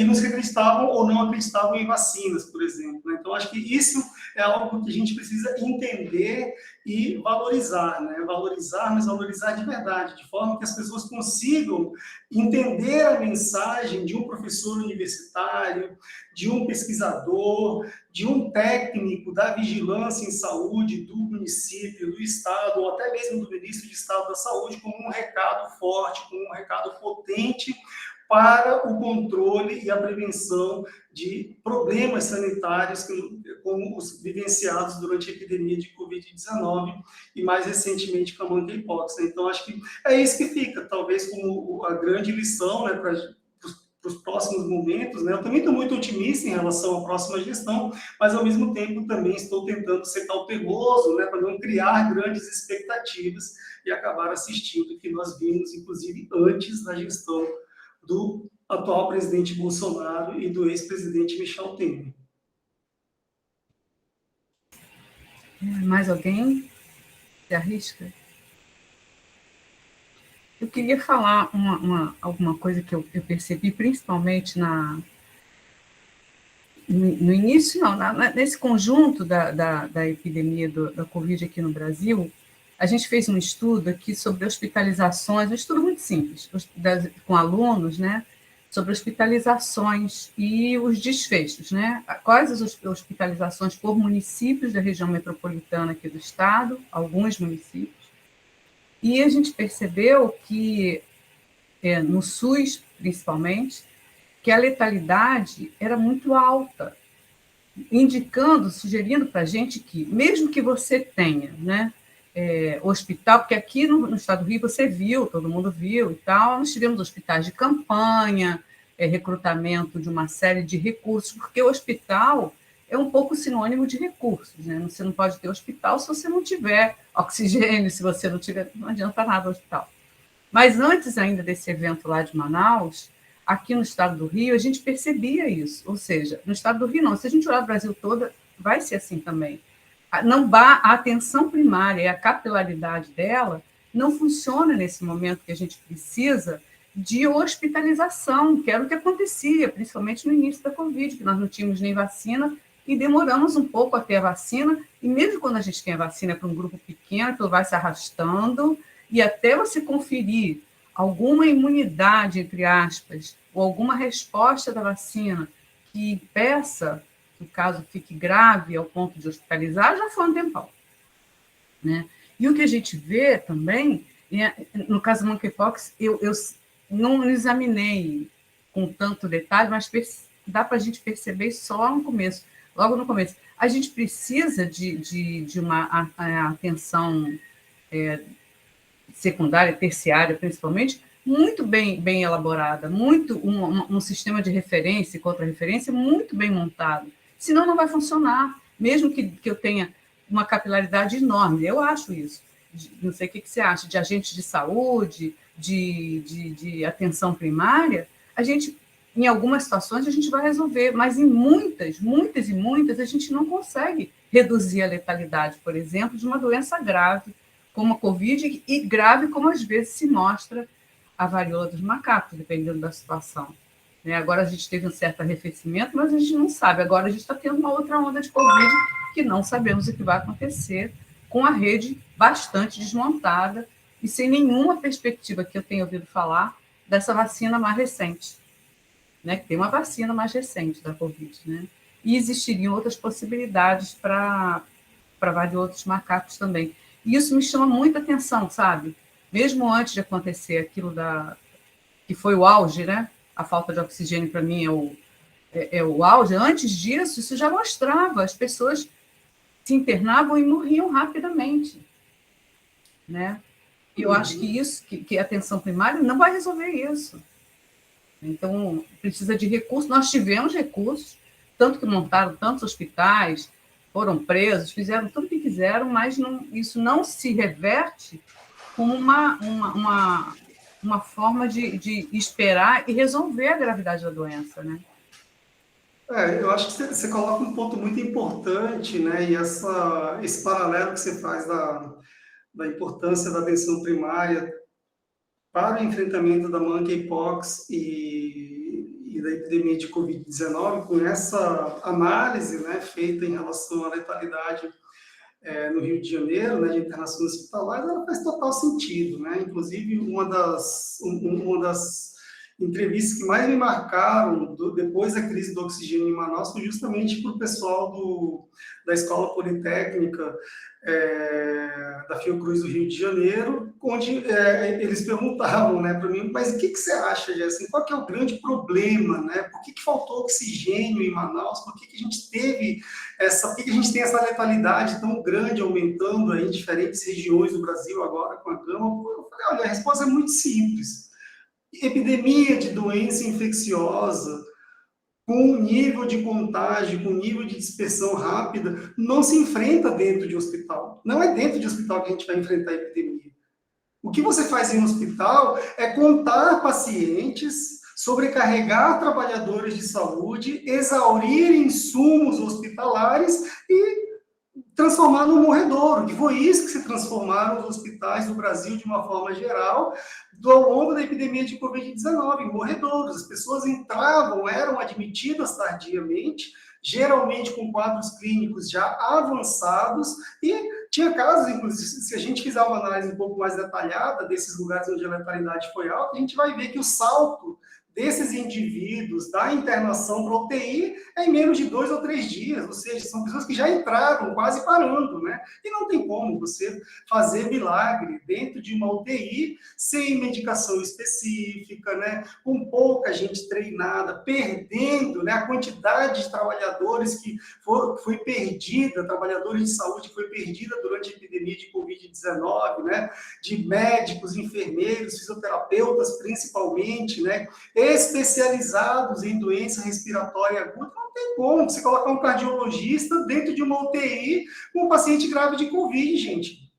É complicado você esperar uma resposta. Então, eu acho que, tanto para a epidemia de Covid-19 como para a de monkeypox, o grande engano, e é muito triste dizer isso, a essa altura do campeonato, né, a essa altura da epidemia, da pandemia de Covid-19 e da de monkeypox, de que a gente ainda não entendeu a importância da atenção básica, a importância do trabalho, né, de prevenção da disseminação do vírus, de rastreamento de contatos, de isolamento de contactantes, do adequado acompanhamento desses pacientes, da descentralização da rede laboratorial. Gente, o caso da monkeypox, para mim, é muito emblemático em relação à descentralização da vigilância laboratorial no Brasil. O Brasil estava treinando os países da América Latina em diagnóstico padrão da monkeypox, e a gente demorava 20, 30 dias para dar o diagnóstico de monkeypox em pacientes aqui na região norte, gente. A gente chegou agora, no último boletim do Ministério da Saúde, com quase 10 mil casos confirmados e quase 5 mil casos em investigação. Que diabo de vigilância é essa que você tem 1/3 do total dos registros em investigação?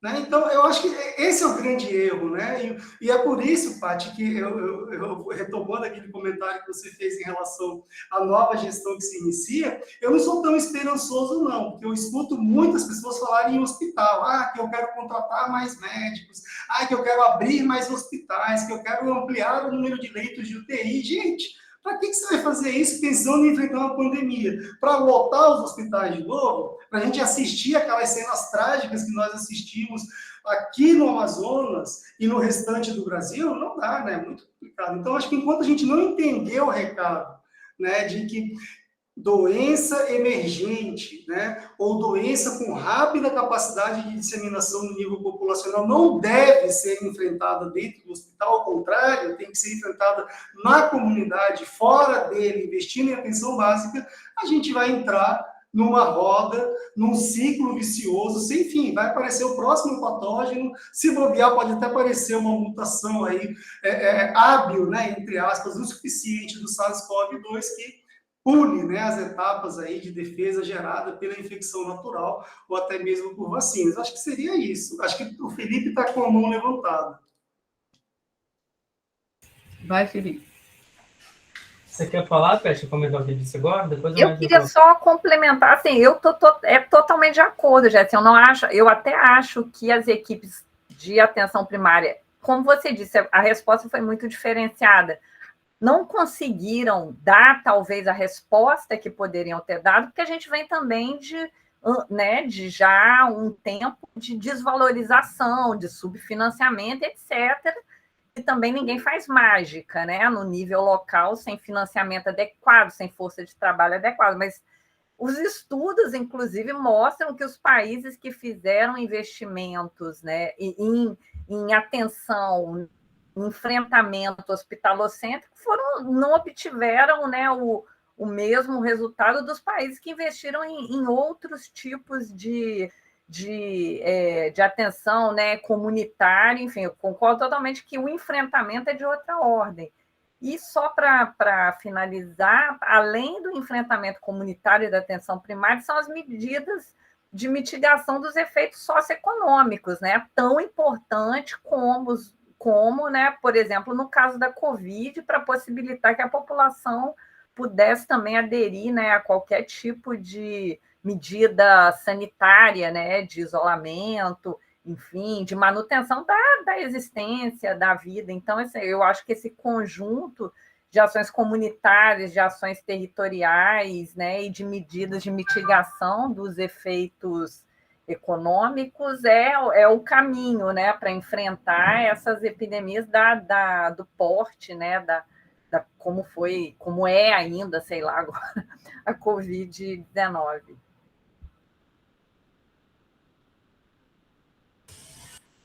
Bom, boa tarde a todos e a todas. Primeiramente, queria dizer que é um prazer estar com o Jéssica aqui com a gente. O Jéssica foi meu veterano de faculdade, lá em Rondônia, economia. Então, a gente conhece há um tempinho, quase 20 anos. E que bom, fiquei surpreso quando eu vi o convite, né? O cartaz de anúncio, fiquei muito feliz. Parabéns aí pelo trabalho, Jéssica, parabéns pela discussão. Acho que é uma discussão extremamente importante. E eu queria fomentar um pouco mais essa questão aí, né? Essa crítica, né? Claramente, né? É inevitável fazer uma discussão como essa sem fazer crítica ao governo e à gestão, né? É impossível a gente fazer isso. E eu fico pensando assim, né?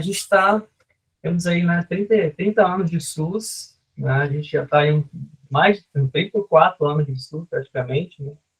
A gente está aí num processo de evolução muito grande e com muito sobe e desce, né? Muita degradação também do próprio sistema. E ao longo desse período, cresceu muito, né, a formação de sanitaristas no Brasil, né? Então, o crescimento da formação, e aí está no curso de pós-graduação em saúde coletiva, acho que é importante a gente discutir sobre isso. O crescimento da formação de sanitaristas, ele aumentou bastante ao longo desse período. E eu fico me perguntando, né, até que ponto o aumento de sanitaristas, né, ou de profissionais que sejam capacitados para atuar nesses processos, ele tem contribuído para a melhoria de respostas rápidas para isso, sabe? Porque é multifatorial, né? Esse problema de resposta rápida para epidemias e pandemias, ele é multifatorial. Ele vai desde o que vocês estão dizendo agora em relação à atenção primária em saúde, né? Eu saí hoje de manhã, estava com alunos hoje de manhã numa unidade básica de saúde de Niterói, onde as pessoas não sabem como notificar quem sabe doenças simples, né? E eu fiquei imaginando, chegou um caso de monkeypox ali naquele bairro, quem é de Niterói conhece, o Caramujo aqui em Niterói.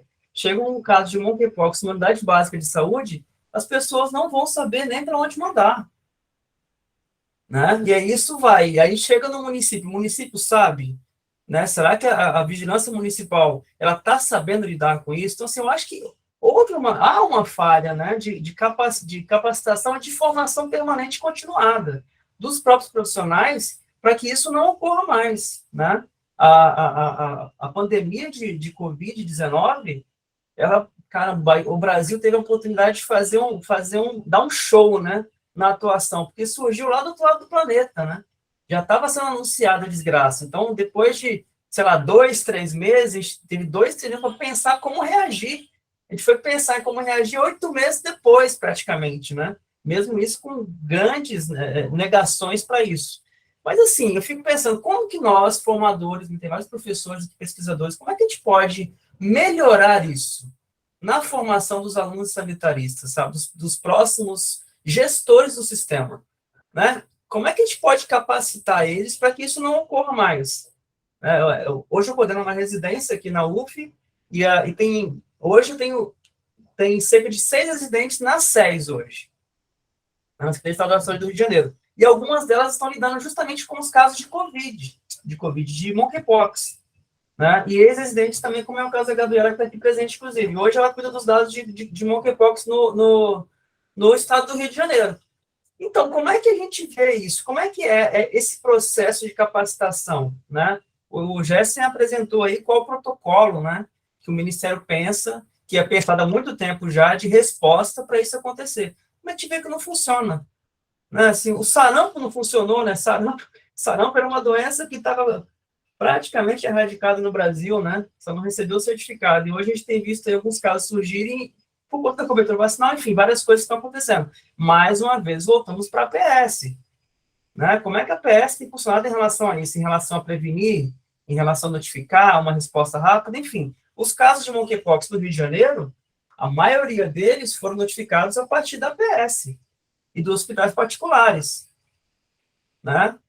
Mas, assim, em que momento isso foi feito? Eu lembro quando o primeiro caso de monkeypox surgiu no Rio e foi notificado, e aí no rastreio desse caso, era um caso de um estrangeiro, se não me engano, italiano, que estava na Lapa, né? Ele foi para uma festa na Lapa, e nessa festa na Lapa ele acabou tendo relações sexuais com outras pessoas ali, conseguiu se rastrear o caso índice, mas os outros não conseguiram mais. Mas, assim, até que...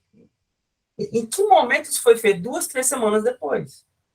Né? Até lá, quantos casos novos já não surgiram e nem sequer foram notificados nesse processo. Então, assim, é uma crítica muito importante, né? Parabéns, Jesse, mas, assim, em reflexão à formação do Brasil, né? Como que a gente pode agir como um diferencial disso, né? Tem muitos alunos aqui, muitos novos pesquisadores daqui a pouco. Como é que a gente pode reagir a isso? Eu acho difícil, né? É um ponto importante a ser pensado. Eu acho que essa reflexão que você traz aí, essa pergunta, Felipe, bom, primeiro, obrigado pela pergunta, né? Dizer que também é um grande prazer estar aqui dividindo esse espaço contigo, né? Um amigo de quase infância, né?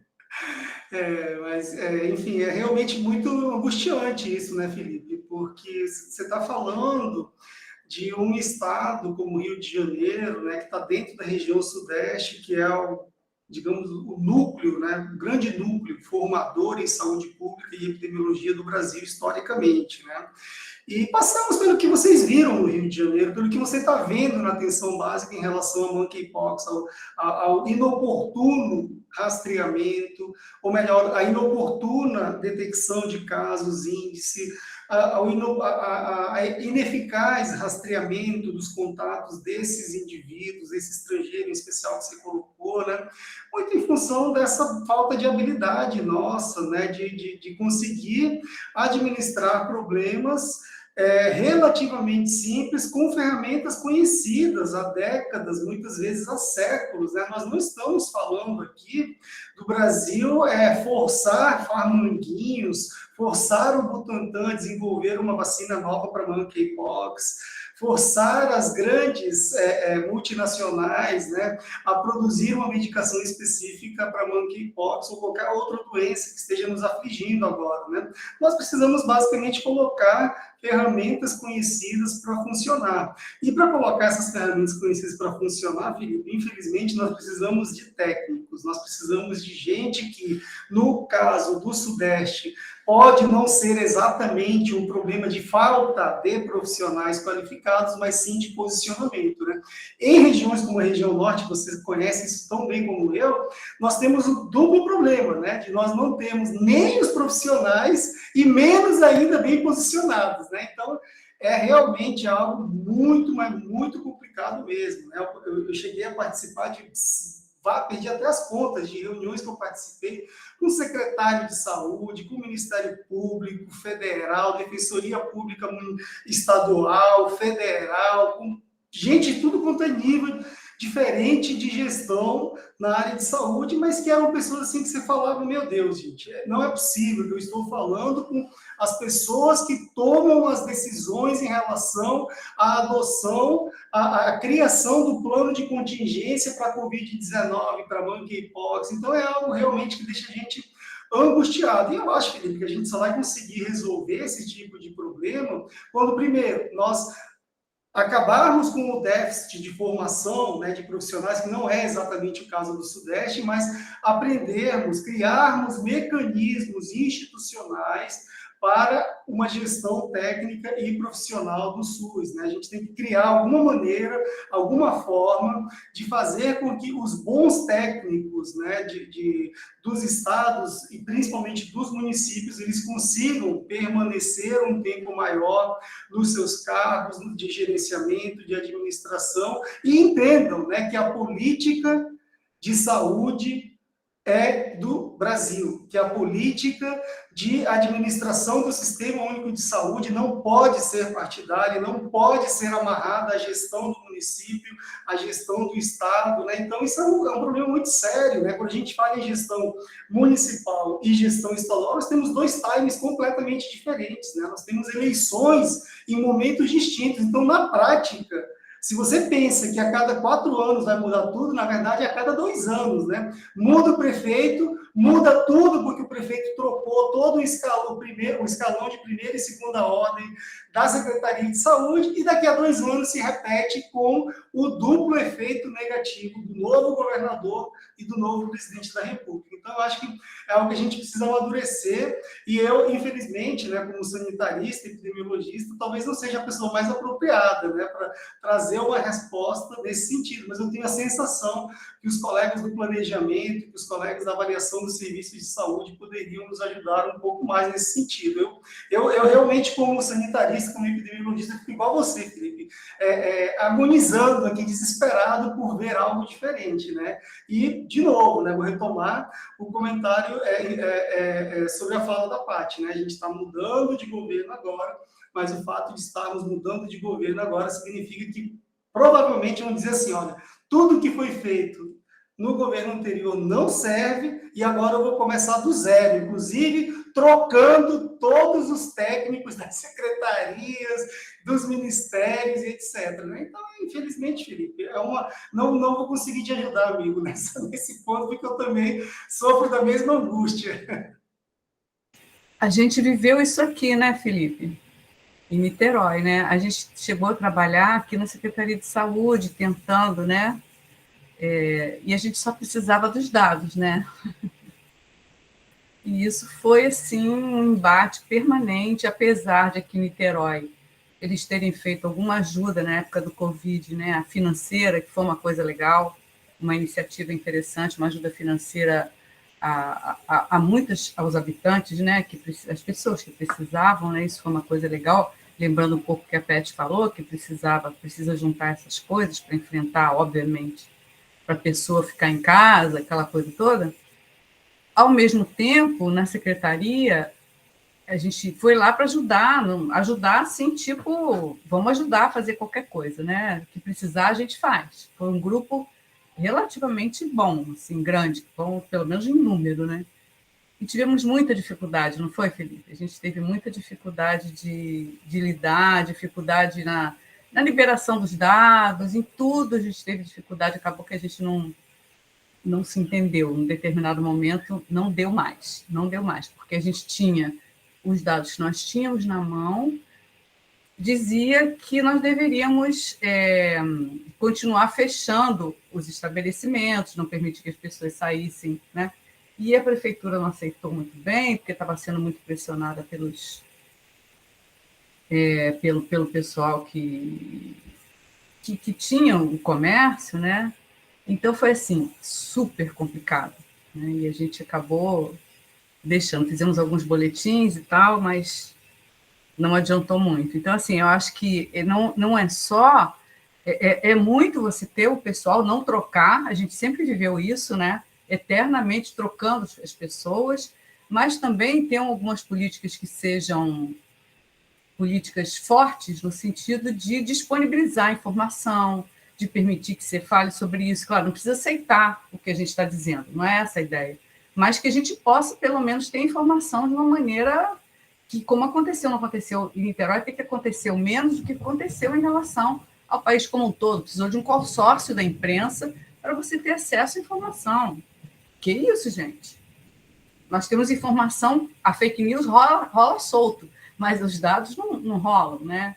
Então, assim, não sei se esse governo, eu acho que eu espero que esse próximo governo, pelo menos, consiga fazer isso, né? Eu chamo de pelo menos, não sei se consegue fazer isso, que é possibilitar uma transparência nas informações de saúde, não só nas de saúde, claro, que aqui a gente está falando de saúde, e também manter técnicos, tentar ter uma estabilidade dos técnicos, né? Eu já trabalhei no Estado, vi aqui o município, e essa estabilidade existe, às vezes, em relação a um profissional, 2 profissionais, né? Os demais são sei lá o quê. Né? E isso é importantíssimo para qualquer situação. Numa situação sem uma epidemia e com a epidemia, muito mais. Né? Acho que a gente ainda aprendeu pouco do que aconteceu com a Covid. Né? A gente não absorve muito o que aprendeu, não assimila muito o que aprendeu.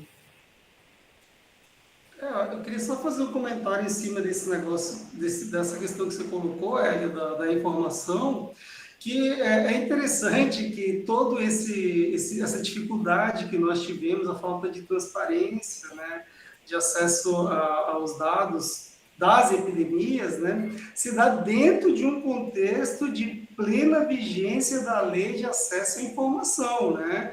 Nós não estamos falando da década de 60, 70 do Brasil, da época da ditadura militar, né? Nós não estamos falando de períodos tão distantes da história, estamos falando de um momento em que nós temos uma lei de acesso à informação, que inclusive foi usada, mal interpretada pelo governo federal para ajudar a decretar o famoso sigilo dos 100 anos sobre a carteira de vacinação do presidente Jair Bolsonaro, né? Então, estamos num momento totalmente diferente, né? Bizarro, monstruoso, né? Eu vou dar só mais um exemplo aqui do caso do Amazonas, né? Que muitas pessoas se chocaram, e até hoje a humanidade acredita, né, que as mortes por falta de oxigênio em Manaus, no Amazonas, se deram exclusivamente dentro dos hospitais. Eu sempre digo que não, na verdade teve muito mais morte fora do hospital, dentro das ambulâncias do SAMU, na calçada das casas das pessoas, dentro do barco, dentro do ônibus, procurando desesperadamente por atendimento médico. E foi justamente dentro desse contexto da lei de acesso à informação que uma agência independente de jornalismo aqui da região amazônica, lá acho que foi em março ou maio do ano de 2021, solicitou, via lei de acesso à informação, a informação de pacientes do interior do estado do Amazonas que haviam solicitado transferência para Manaus, justamente para ter um atendimento de alta complexidade, né? E o governo do estado, não estamos mais falando do governo federal, para não dizermos aqui que a gente só fala mal do governo federal, né? Mas o governo do estado do Amazonas, né, ele simplesmente não respondeu a demanda, e nós estamos agora em novembro, né, de 2022, em outubro de 2022, recentemente, nos respondeu. Vocês querem saber qual é o motivo? Porque esses dados que eles passaram para a gente mostraram que morreram aproximadamente 600 amazonenses esperando transferência do interior para a capital, ou seja, gente que morreu asfixiada, sem oxigênio, por total inoperância, né? Por total falta de transparência desses governos, né? E o caso do Amazonas é um caso muito emblemático, né? Um caso que foi levado, inclusive, para a Corte Interamericana de Direitos Humanos, a gente levou esse caso para assembleias, né, virtuais da Organização das Nações Unidas e nada disso adiantou. Então, é algo que a gente precisa refletir bastante, né, essa questão do acesso oportuno, do acesso com transparência aos dados, né, dados de qualidade. O caso da monkeypox também, gente, é impressionante, mas a quantidade de incompletitude que nós temos até hoje, né, em novembro de 2022, em relação a esses casos, é algo impressionante. Não dá de acreditar como que é possível você ter tanta incompletitude. Não é possível fazer uma análise minimamente confiável do perfil epidemiológico, né, desses pacientes de monkeypox no Brasil, simplesmente porque não temos esses dados.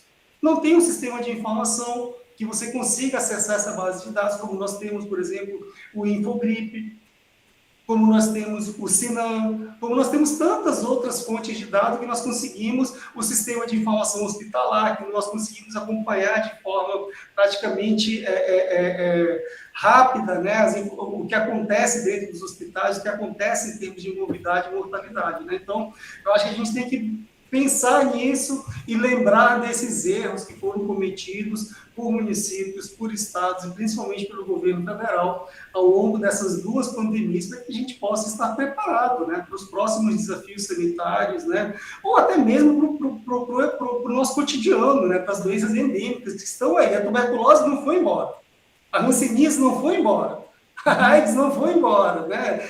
Dengue não foi embora, né? As arboviroses estão aí, né? As mutações estão acontecendo de diferentes patógenos, né? Então nós vamos continuar tendo desafios permanentes, né? Nós não podemos sair desses dois graves problemas sanitários sem termos esses ganhos, né? Esses aprendizados em relação, pelo menos, ao acesso oportuno dos dados, né? Das informações em saúde. Obrigada, Jéssica. Mais alguém queria dizer alguma coisa? Então, de novo, vou te agradecer. Cíntia, quer falar alguma coisa? Tá muda. Não, acabei de ligar aqui. Não, eu queria só agradecer, né, mais uma vez, e também acho que foi ótimo. Eu tinha uma questãozinha, bem rapidamente, partindo do micro para o macro, Jéssica. A gente viu todos os protocolos, falamos em relação às questões da OMS, e aí eu queria só saber qual é a sua visão em termos de uma emergência, né, de saúde internacional, de saúde pública internacional. Como é que você vê o papel das agências internacionais? Né? Porque algumas vezes a gente vê muita crítica e queria saber qual a sua visão, como que você vê isso? Cíntia, obrigado pela pergunta. Esse é um tema que eu não me sinto muito à vontade para falar, porque eu tenho uma posição muito crítica em relação a isso, né? Eu já fui criticado, inclusive, por colegas, né, por criticar a lentidão da Organização Mundial de Saúde em decretar a emergência sanitária internacional em 2020, a lentidão da Organização Mundial de Saúde para reconhecer o estágio pandêmico da Covid-19 em 2020, e agora, né, mais recentemente, né, a lentidão da, novamente, Organização Mundial de Saúde para reconhecer a emergência sanitária internacional para monkeypox, né? Então, foi proposital que um dos meus slides que eu trouxe abordou a questão do atual momento de rediscussão, né, do Regulamento Sanitário Internacional, justamente porque ele tem sido usado como escudo, digamos assim, para defender alguns interesses aí da ONU, né, porque a Organização Mundial de Saúde está dentro da ONU, né, e a ONU a gente sabe que é comandada pelos Estados Unidos da América, pelo Império Norte-Americano, né, então, se o Trump, lá em 2020, dizia que não tinha pandemia, não tinha pandemia.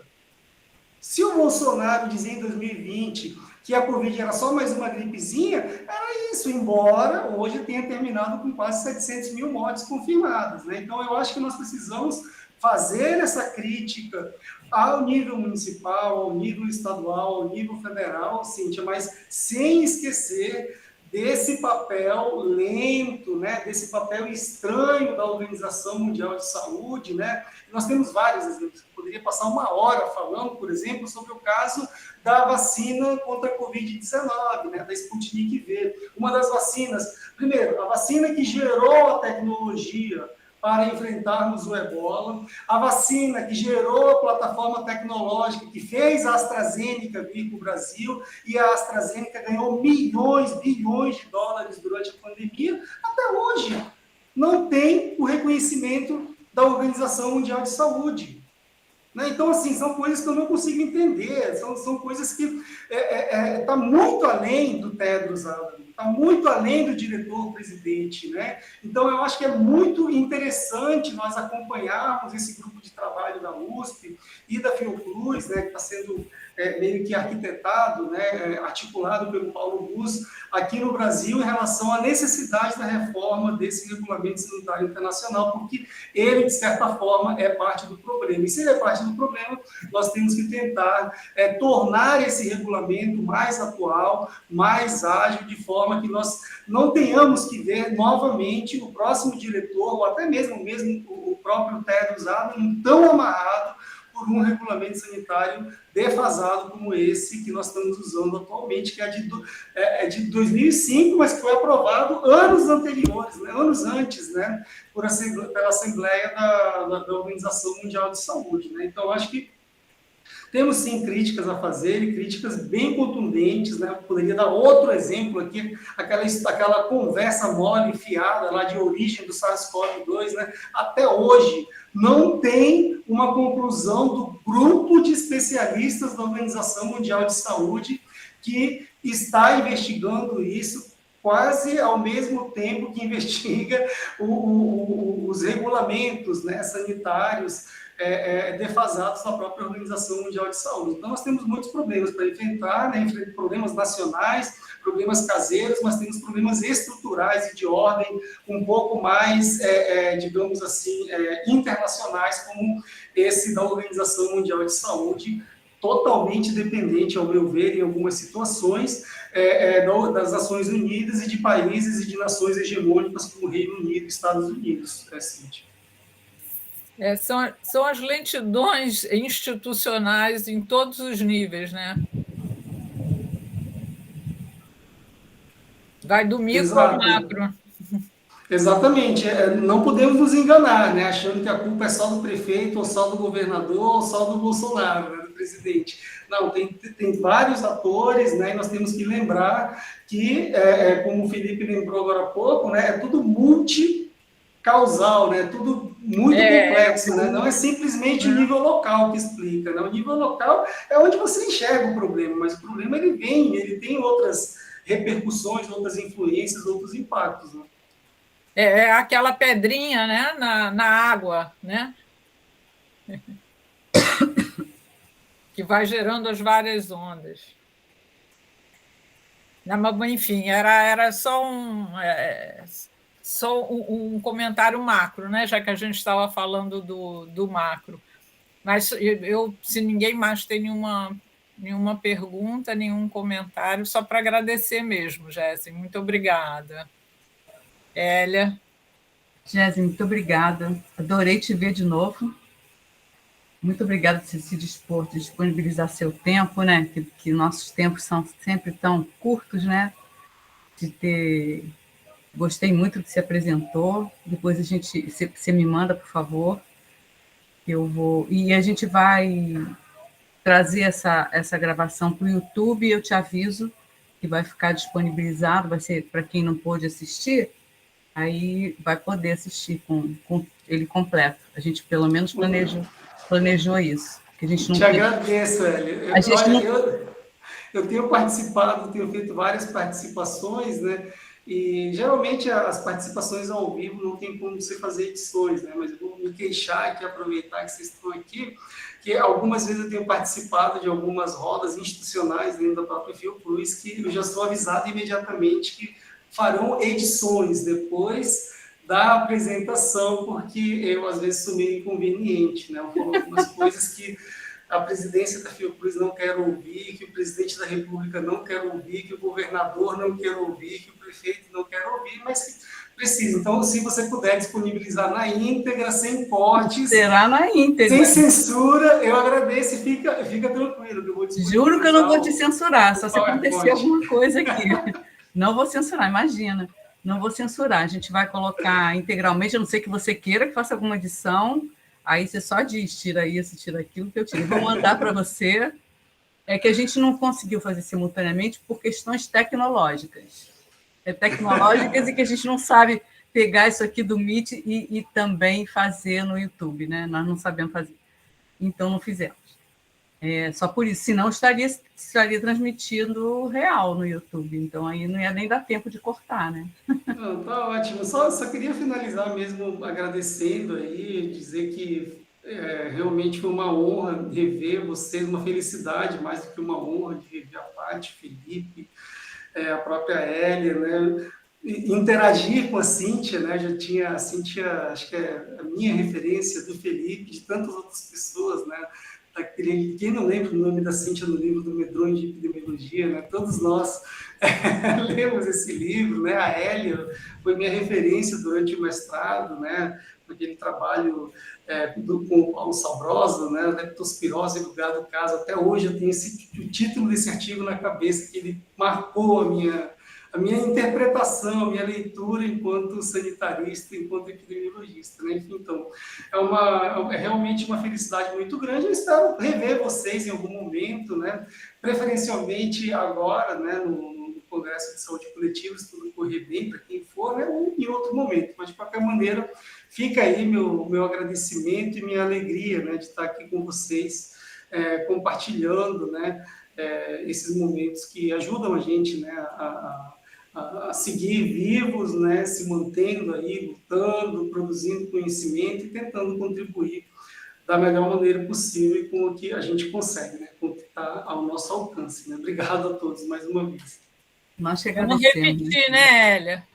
Sim. Não, você pode se preparando que a gente, para outro assunto aí, a gente repete. Estamos à disposição aqui. Tá bom? Pode interromper a gravação, Marlon, por favor?